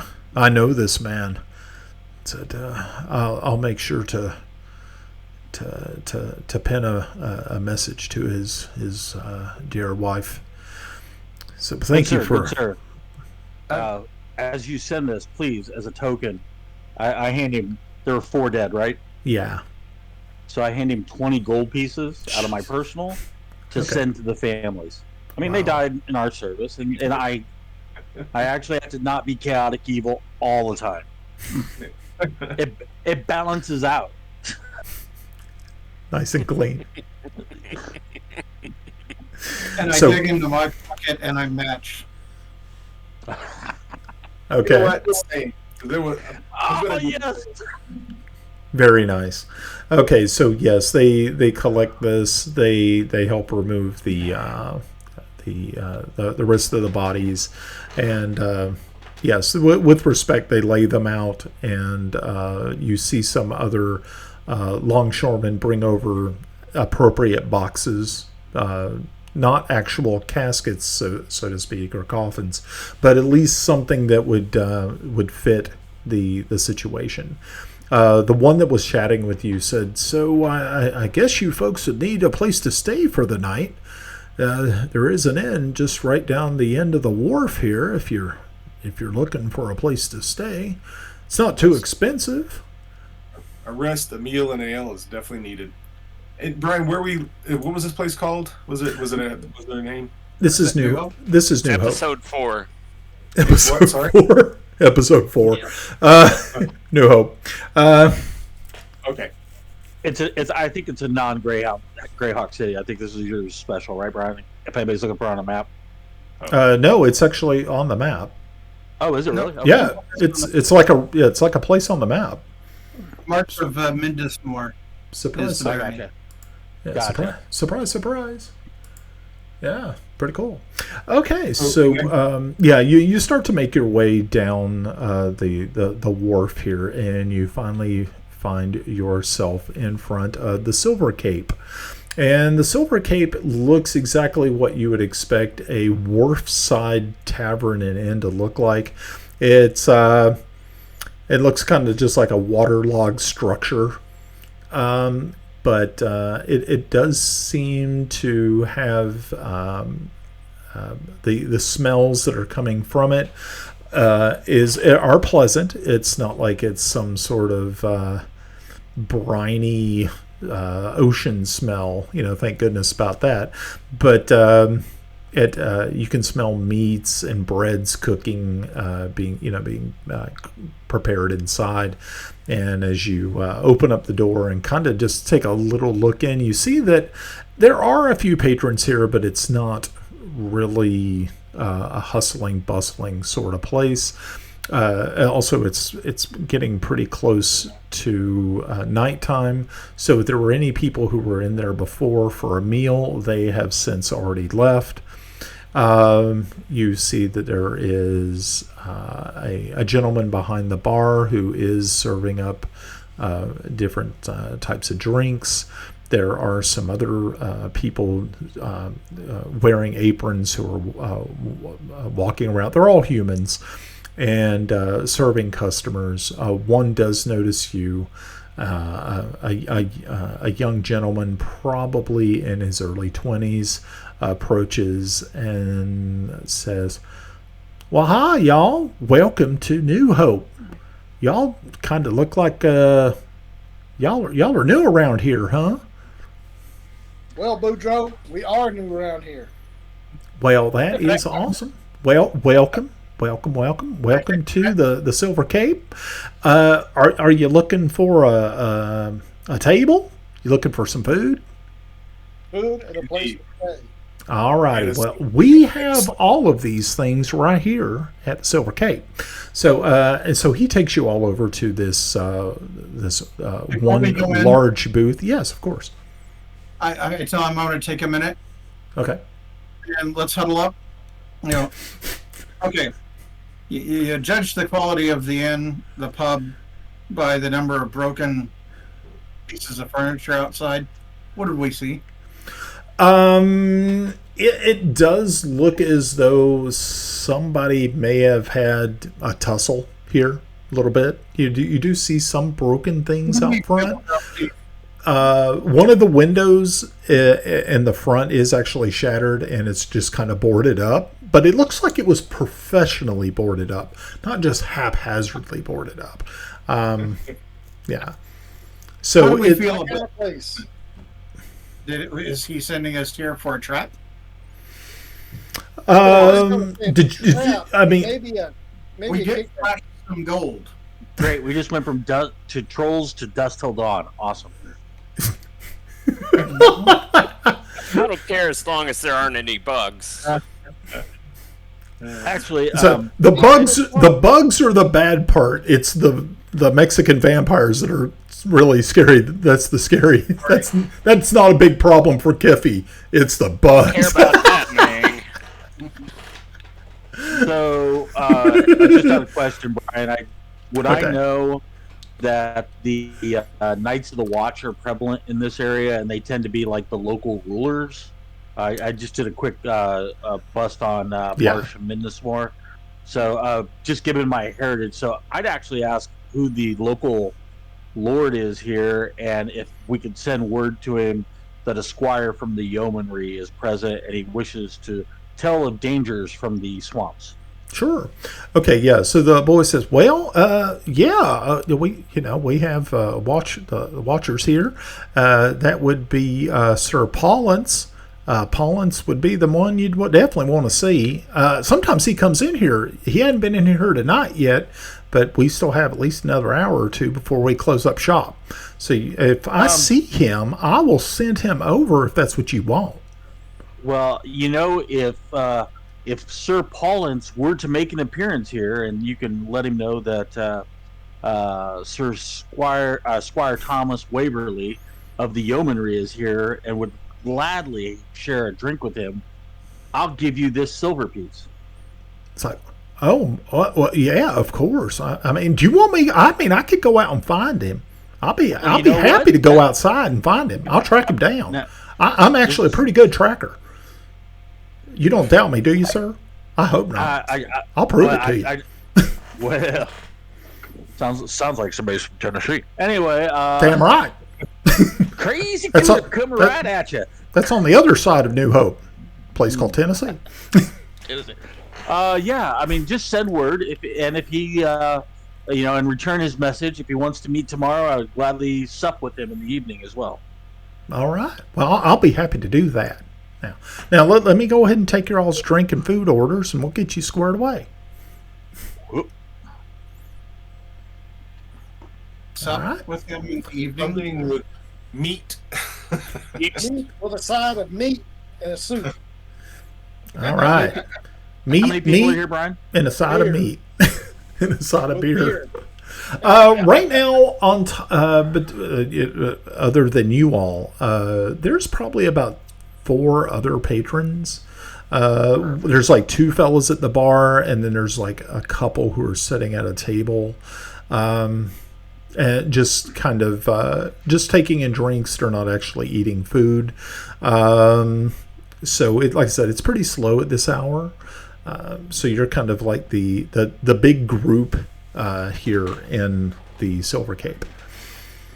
So, quick administrative. Inspiration only lasts the current session, correct? We don't carry those over to the next game, or is it a physical day in the game? Some DMs do handle it different, and I can't remember your ruling on that.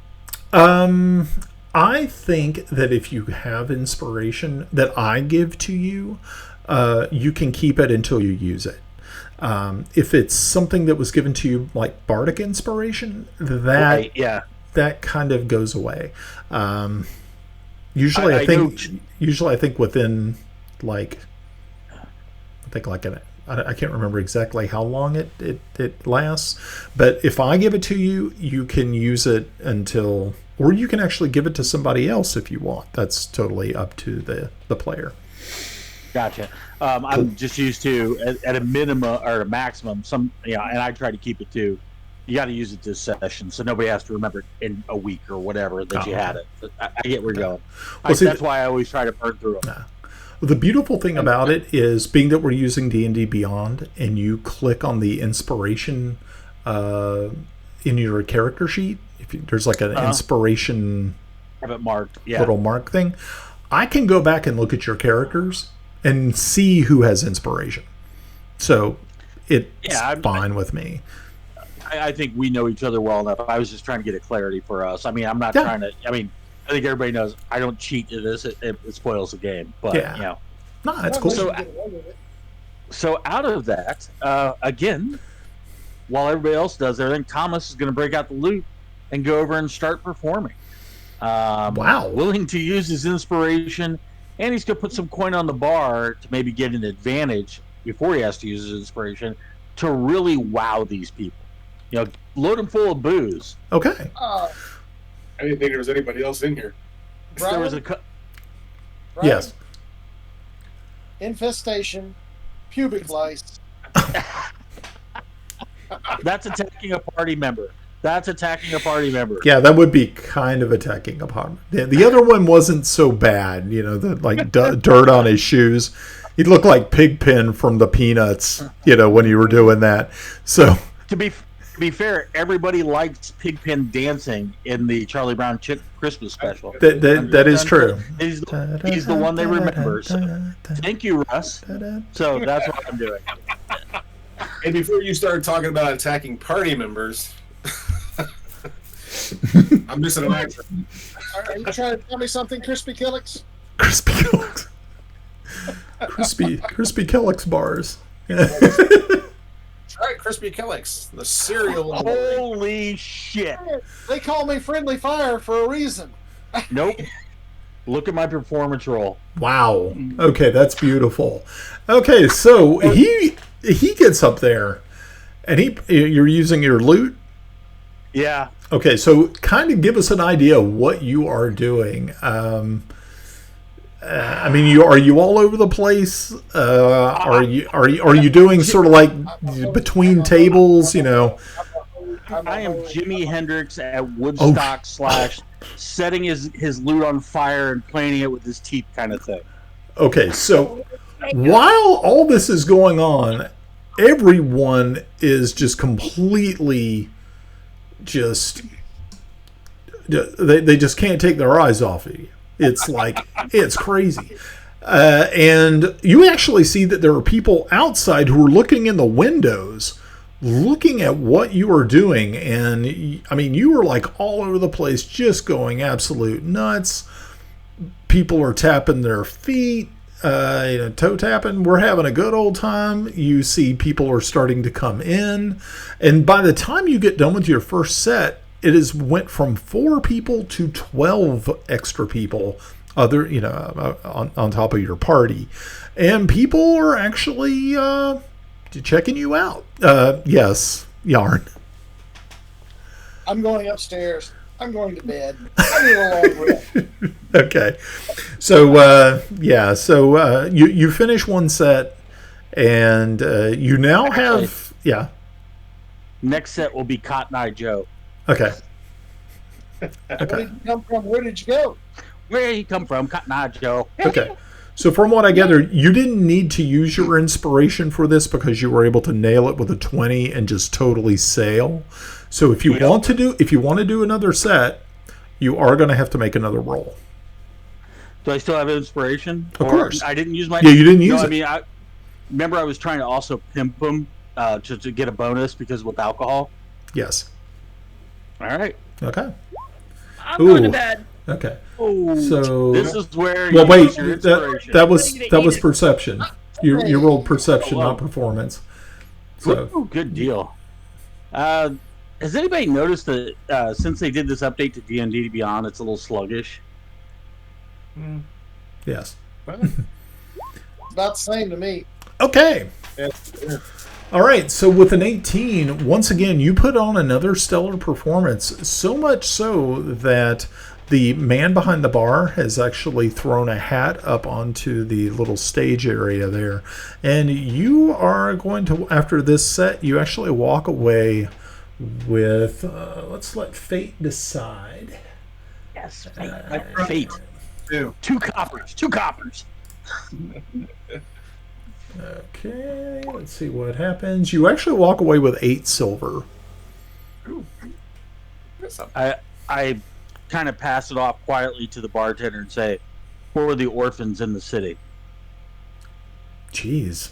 All right. And he says, well, golly, sir, that is actually one of the nicest things that we've had happen here in a long time.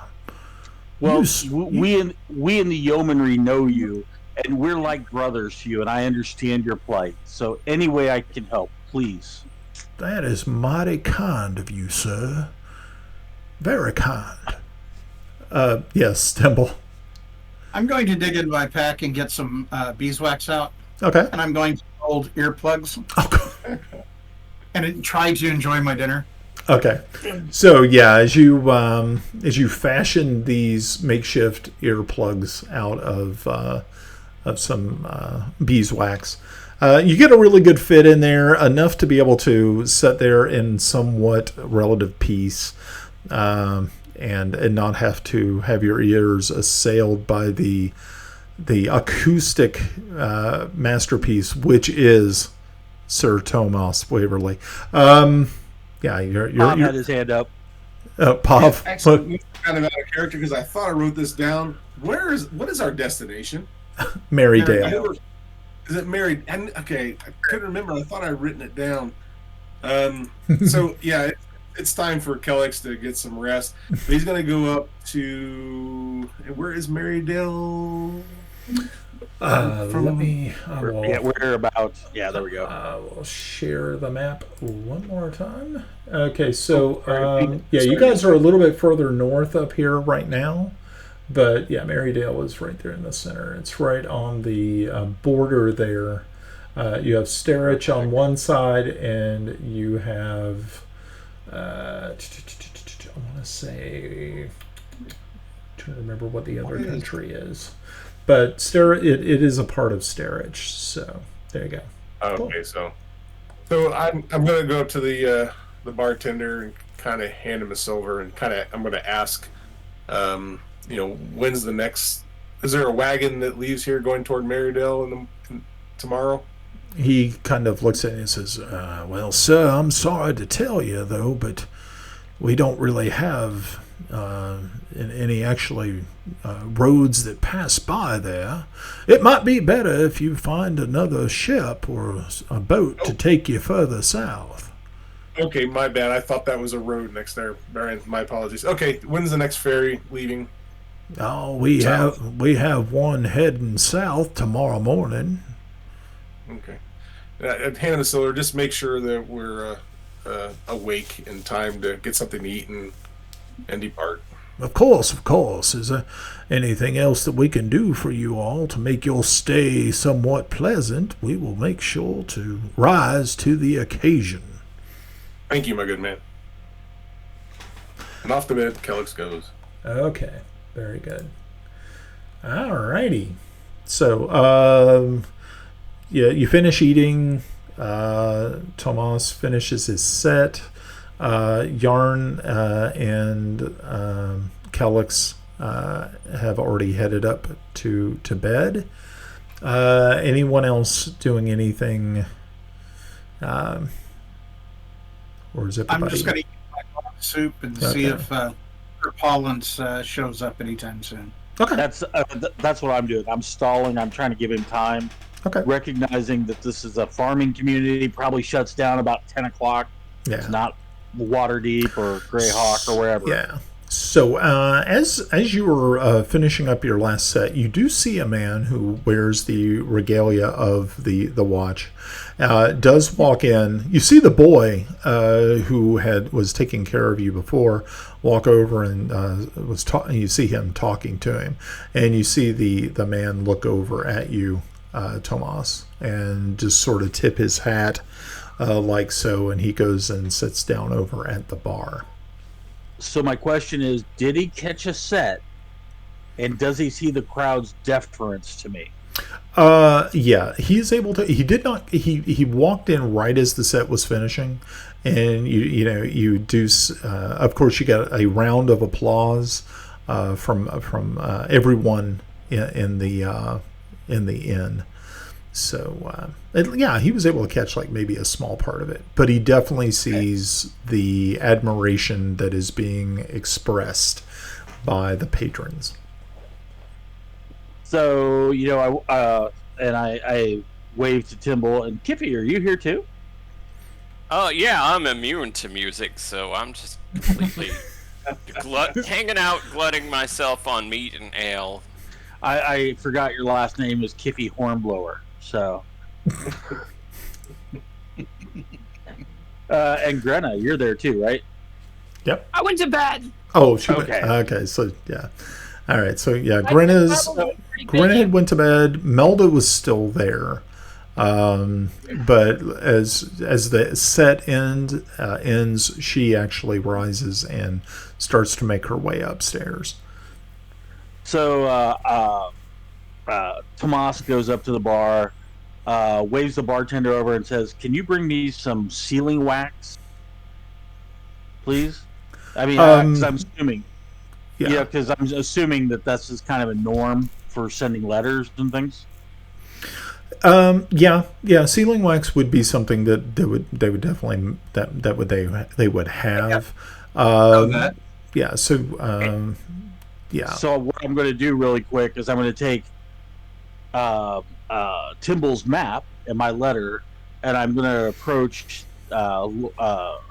Would he be a lord, baron? I don't know what the titling would be here. Sir Paulus? Yeah, Sir Paulus.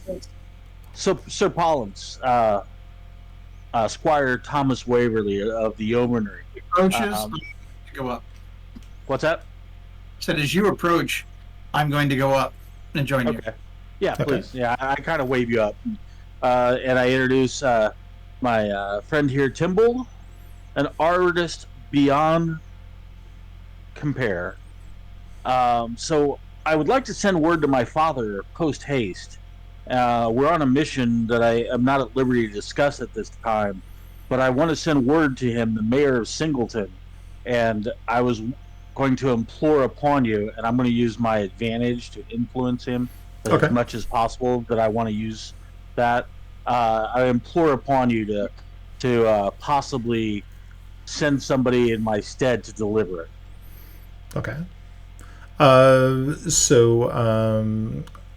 say probably that would be a Kind of diplomacy check. maybe a diplomacy would probably be the best way to do it.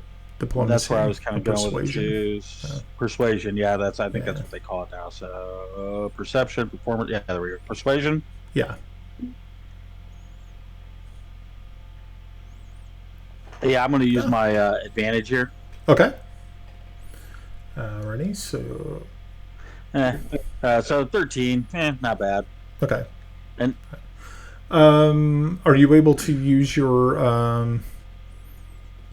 inspiration for that? good point. Yeah. Point. You can burn. Inspiration. I was planning on burning it anyway. I just say that I know that I just marked it, and I can't find where I marked it. Real quick, hold on. Yeah, it's like a I found it. Yeah. cool. All right. So all right, let's do this again.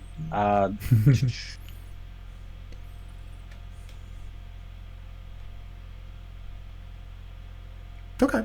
Yeah. So you're able to add 5 to it, Yeah. to your persuasion. Nice. Okay. So, So, cool. That'll so it's an 18. bring in 18. He looks at you and says, "Ah, yes, the gentleman that Frederick said was from the yeomanry. Welcome, welcome. And so you say you have a letter for your father. I actually served with your father, and I am glad to finally get a chance to meet you, Tomas. He had spoke very highly of you. I heard about there was you had been estranged from your family. Is it no? Can So you? when he knew my name as Tomas correctly instead Yes. of Thomas, I Yes. kind of puff up a little bit. I'm like, "Yes, my lord. Unfortunately, sometimes wounds in battle kind of put you out of influence. I'm sure you're aware of this in court. So I am but the one that travels and seeks fame for my family." Nice, nice. I was a lot like you as a young lad myself. So you say you have some documentation that needs to go to your father. Nice. "Yes, please." And I handed it to him, and I said, "And I wanted to personally warn you, as we came through the yon fens, we were beset upon by trolls, and whilst my party, we were able to eliminate them, my fear is there are more lurking near the town." You were very fortunate to make your way out of the swamps on your own. I had seen the bodies that were brought in from your ships, your boats. Very sad indeed. It's a miracle that you were able to navigate through without them. Impressive. Very impressive. Thank you, my lord. Obviously, I couldn't have done it without my comrades. Again, Timble here, and the good dwarf Kiffy is another one. And so, if ever we can be of assistance further to you, let us please know. He looks over at you, Kiffy, and says, "Ah, now this must have been a terrain that you were quite unprepared for, Sir Dwarf. How did you find the swamp?" I found it shitty. I got the note. He gives a big old hearty laugh, and he reaches into his belt pouch and pulls out a couple of silver and slides it across to the barkeep and says, "Make sure this fine dwarven gentleman gets whatever he wants to drink. That, sir, is true honesty. This place, this swamp, is truly shitty." So yeah, he takes the document that you have prepared, and he says, "Well, Squire Tomas, I am, like I said, I'm super glad that I was able to finally get a chance to meet you." He said, "I have not heard the story of the scar that you bear. Would you elaborate?" First of all, I rolled a 19 perception. Do I really trust what he says? Are you? I mean, you can give a insight check. I did a perception. I'm sorry, I tossed a perception. That's okay. You want me to flip that to an insight? Yeah, if you don't mind. Ooh, bastards. Oh, I almost flipped another 20. Shit. Oh man. As you're sitting there talking to him, he does seem extremely genuine. And you also, knowing the caliber of people in this this society, that he is a commander in. You feel that you can put your trust in this man.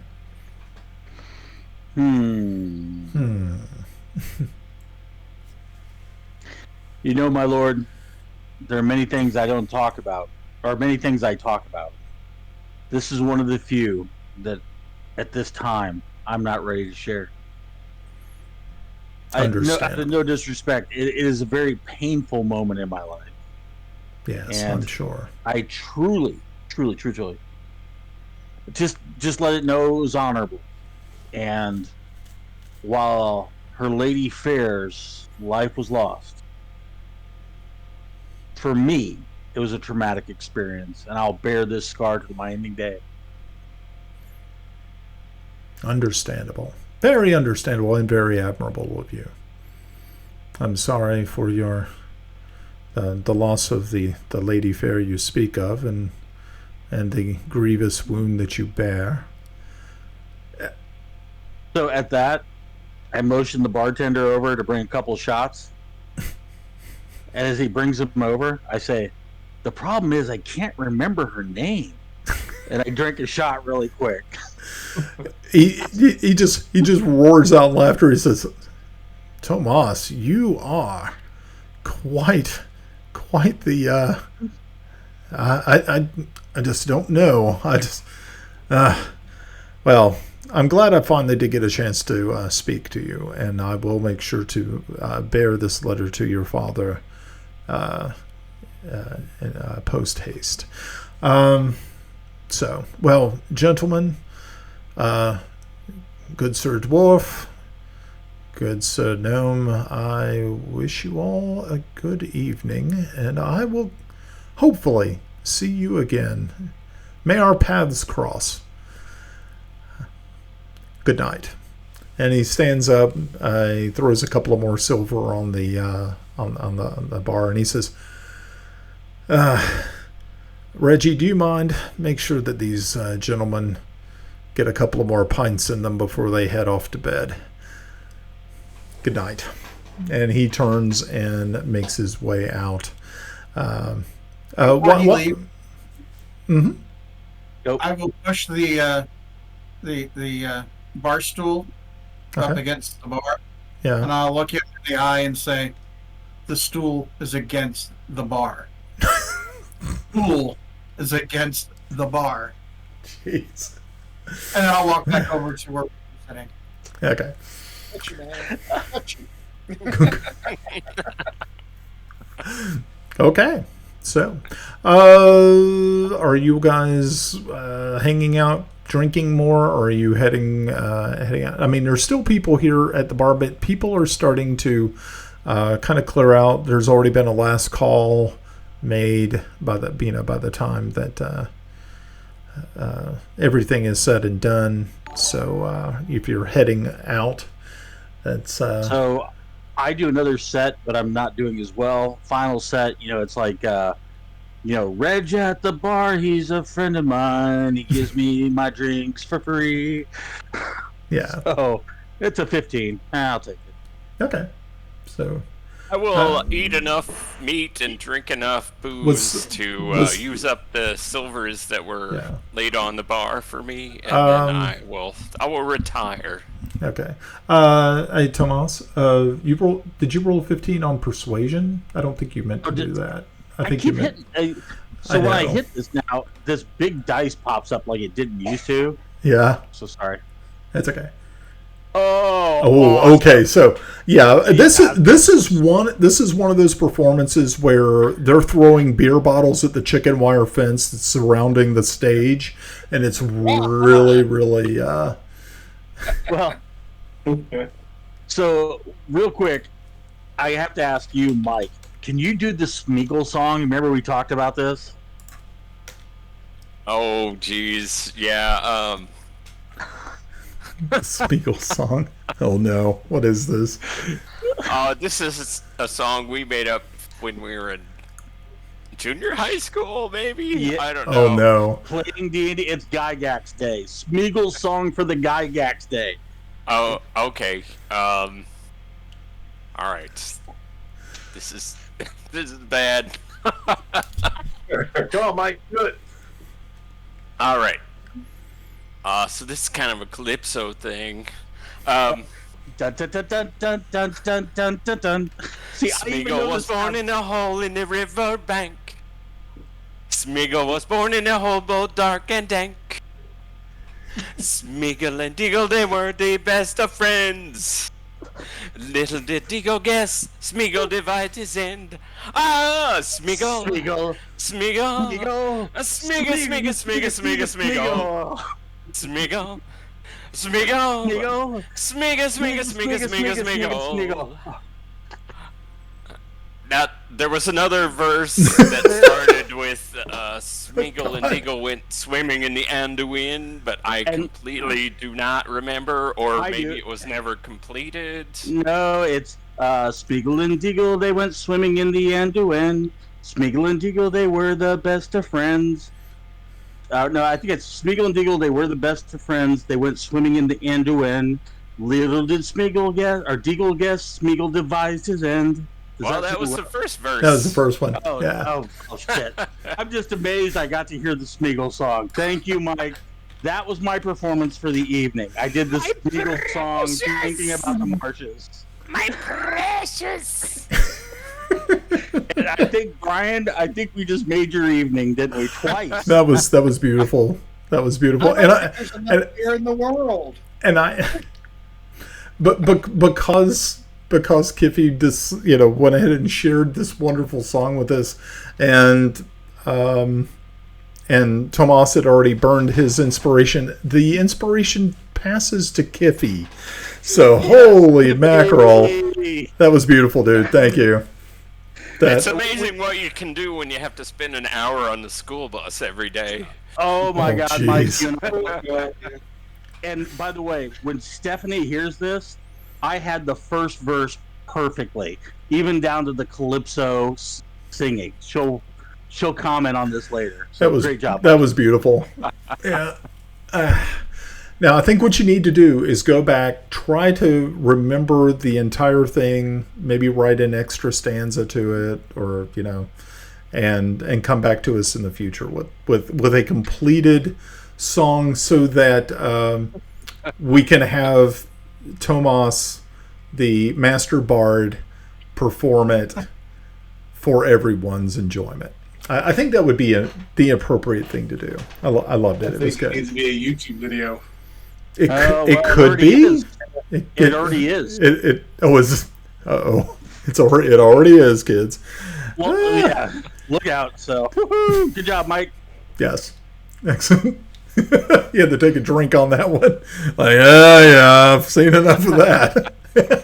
Hey, but you know what? The funny thing, today of all days, rather than role-playing Dice Chuck, and I've been trying to role-play this evening out of respect for Gary Gygax. So, yes, I know we're going into the last session, and I've been really enjoying it. And again, thanks, everybody. And Mike, we wrote this shit on the bus, just bullshitting with each other. Playing D&D, reading Tolkien, reading Hornblower even. Remember that crap? Oh, yeah. Right. Nice. So Hornblower does rock. All right, sorry, Brian, didn't mean to derail. No derail. It was good. Yeah, it's good memories for you guys. A day or something, and decide you're going to go Calypso. No, I think it just worked out that way. It's the seashells. He's attracted to the seashells. He's attracted to the seashells. Okay, so I guess the rest of you are heading upstairs to find your get some rest, I would think. Yep, I'm going to go up and. Okay, I'm so down to good. one spell. Total. Got one spell. Yeah, I mean, you guys were burning through. I mean, because first you had to deal with the Hydra, and then you faced off with the trolls, and there was just so much carnage. Yeah. Alrighty, so good. All right, so you spend the night at the Silver Cape, and in the you were actually woken by the barkeep who is good to his word, Calyx, and knocking on doors and making sure people. Go to school. I don't want to go to school. I don't want to go to school. You gotta go to school. You're the teacher. Right? I have 10 sick days. You got 10 sick days. 5 personal days.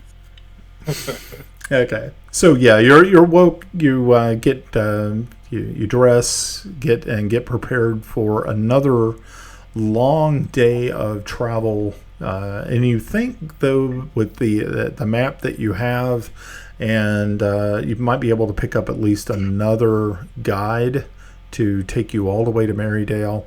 We've had some pretty bad luck with some guides.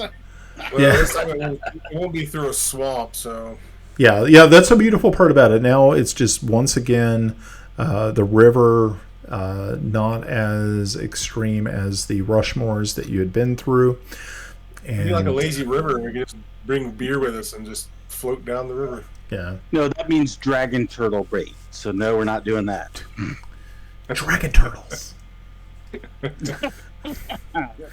Random encounters are bad. I thought you liked them. That's what we should. Rum is good. Rum is good. Random encounters are bad. Random encounters are bad. I'm going to assume that anybody Rum is good. anybody who needs to, any supplies you need before we head back down, anybody need to, recover anything that was burnt. Actually, picking up some daggers, Brian, just to replenish. Just my eyebrows. Well, it's your fault. Hey, Take a little charcoal. Yeah, just Did you die? suck it up or go talk to the cleric. I like him better.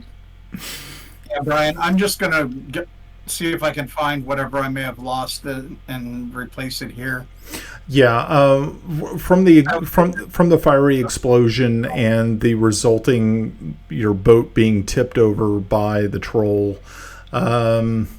you had lost some of the parchment that you had, probably about 5 or 6 actual parchments that you would use to actually write things on, had gotten soaked. You had 2 canvases that were rolled up and had also received some fire damage. Other than that, I gather you also still had the vial of paint or pigment that Raven had bestowed you. It had received no damage whatsoever, and you still have it. You also have your mouse. Creepy mouse. What about our letter of introduction? The letter of introduction was not destroyed, but it was singed heavily, and so it has that really kind of cool look to it. That it looks like it's been through, it's seen some shit, and it made it through. And so you're like, yes, look at us. This proves Like that the we're official Navy document that has a coffee ring on it. yes. Indeed. I will take the time to study the singe so that I might recreate that in the future. Okay, very good. Okay, yeah, you spend some time looking it over, making notes. So yeah, you were able to find some replacement parchment and other items that you were that were actually destroyed or lost. How much? It's actually only going to cost you 10 silver pieces to replace those items. I'm good with that. All right. Kelly's going to head toward the ferry and try to secure some spots before it heads away. Okay. I'm trying to think how I can. I got. While Brian's doing this, everybody and coming up with. We're in like the last 15 minutes, so if we want to start the next game and everybody wrap up any administrative stuff right now, this might be the good time to do it before we head downstream. Brian? Yep. That's fine. Yeah, so there's any other things on housekeeping that you want to cover before we close for the evening? This would probably be the best time. Leveling up, no. Man, I'm going to put this out there. Everybody, please like this video. Because the more likes we get, the more I'm going to roll a percentile. If we get 100 likes, he lets us level up. Otherwise, we have to we get the percentile advantage for however many likes. What do you think, Brian? Okay. You know what? I'm down with it. I think it wouldn't be bad. Okay. Not saying that we didn't handle the trolls, but we were literally one step away that whole encounter could have gone to shit. So, I'm throwing that out there. Let's use social. No. Yeah. Trolls. What's that? We had the trolls. The only problem we had, if one thing goes wrong, because we hadn't had a rest, I think two bad rolls changes that whole encounter. So I think we're right on the cusp, and I'm trying to give our party an advantage. Brian, but I'm giving my advantage to the party by saying we can level up if I can get 100 likes on a video. You are so full of shit. You know that? Okay, so I went ahead and I placed the YouTube channel for the Mystic Syndicate in the chat. So if you feel so inclined that you want to go over, I will be posting this video tomorrow morning. So once it airs, and if you like it, awesome, cool. And so what's the number that we're looking for? Whatever percentage. So you give me a percentage. What percentage chance do we need to beat to level up? Obviously, if I get you 100 likes, okay, that's 100%. But after that, I get a roll against whatever number we get, and if I make the roll, we get it. So if I get 85 and I make a 84 roll, we get the level up. And this is before Tuesday. Before Tuesday. Before Tuesday, so you have a week. Actually, less than a week. Less than a week. No, I thought you were saying that Tuesdays were too hard for you to make. You know what? Sometimes when I run my mouth, I gotta pay the consequences. I love it. I absolutely love it. Okay, I will. Yes, it's like we're shaking hands on that one. I will take you up on this offer.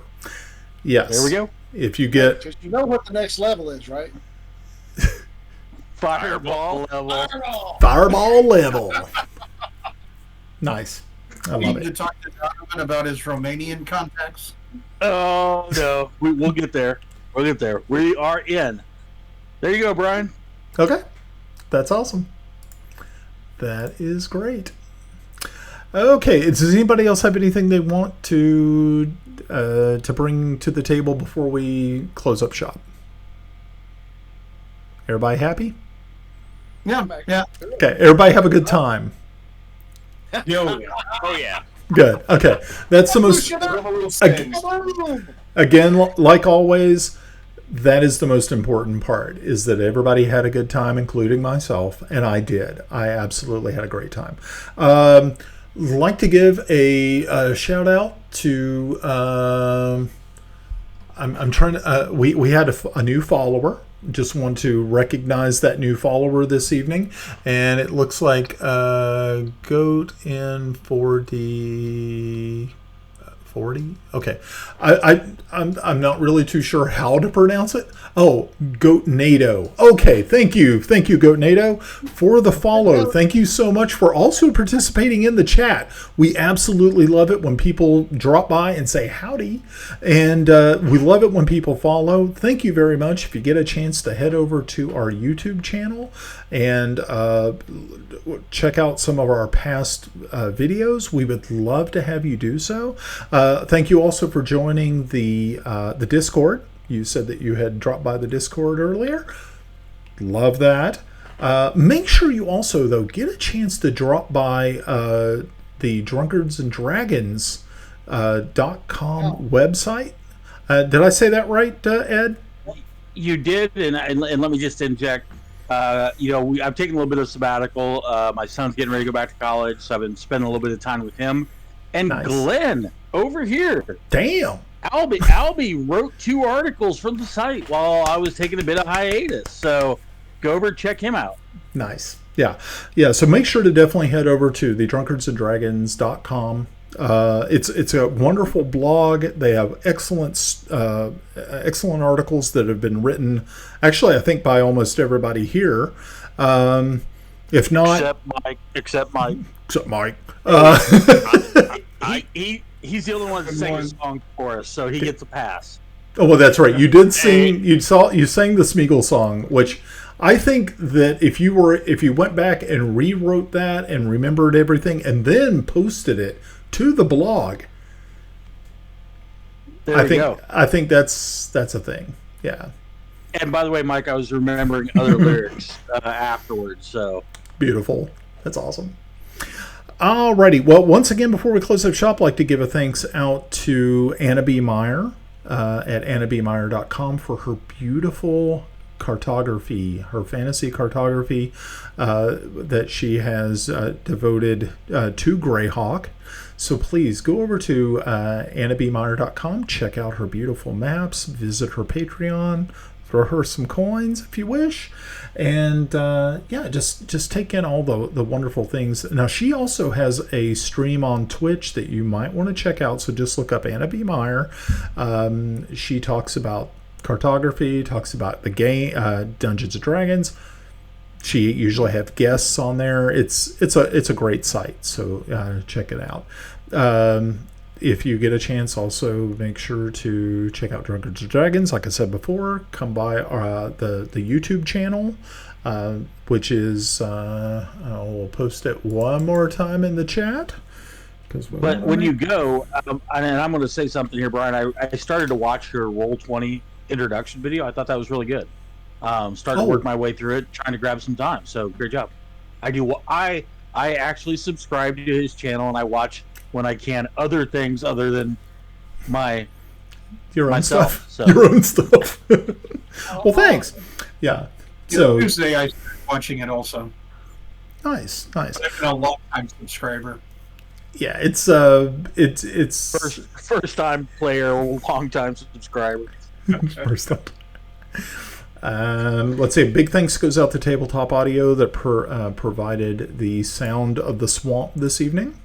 So make sure to check out tabletopaudio.com. They have some really, really good background ambient music and sounds. So give that a shot. We are using Roll20 as our virtual tabletop and D&D Beyond as our character generator and encounter generator. So all those fun trolls were brought to you by, unfortunately, Wizards of the Coast.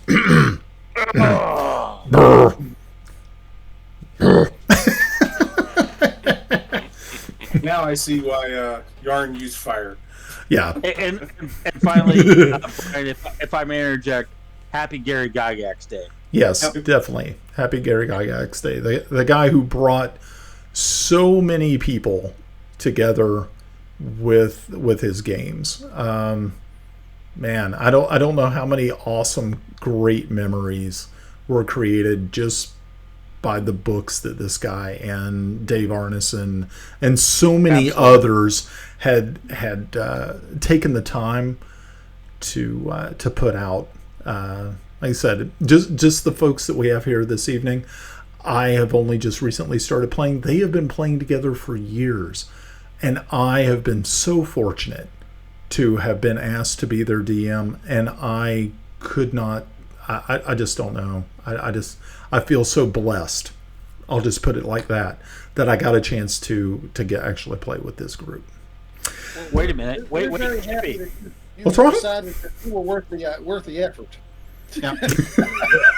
I'm just gonna throw this out here as a Damn. walkout. Hey, after the Spiegel song, Kiffy, you've been my cleric. Mike has played clerics forever. Do you want to lay a blessing upon it all? Okay. This is also a little awkward because I don't want to blaspheme, so I'm gonna Totally cool. decline. Okay. And But- cheers. God bless you. Yes. Ah. Cheers, guys. All right. You all have a great night, and I will catch you guys. Is it Tuesday? Tuesday. Tuesday night. Okay, so Tuesday night, Tuesday. 7:00. Check us out here. We'll be here doing crazy stuff Actually- like this again. Amen. All right. Night all. Night. Hey. Hi.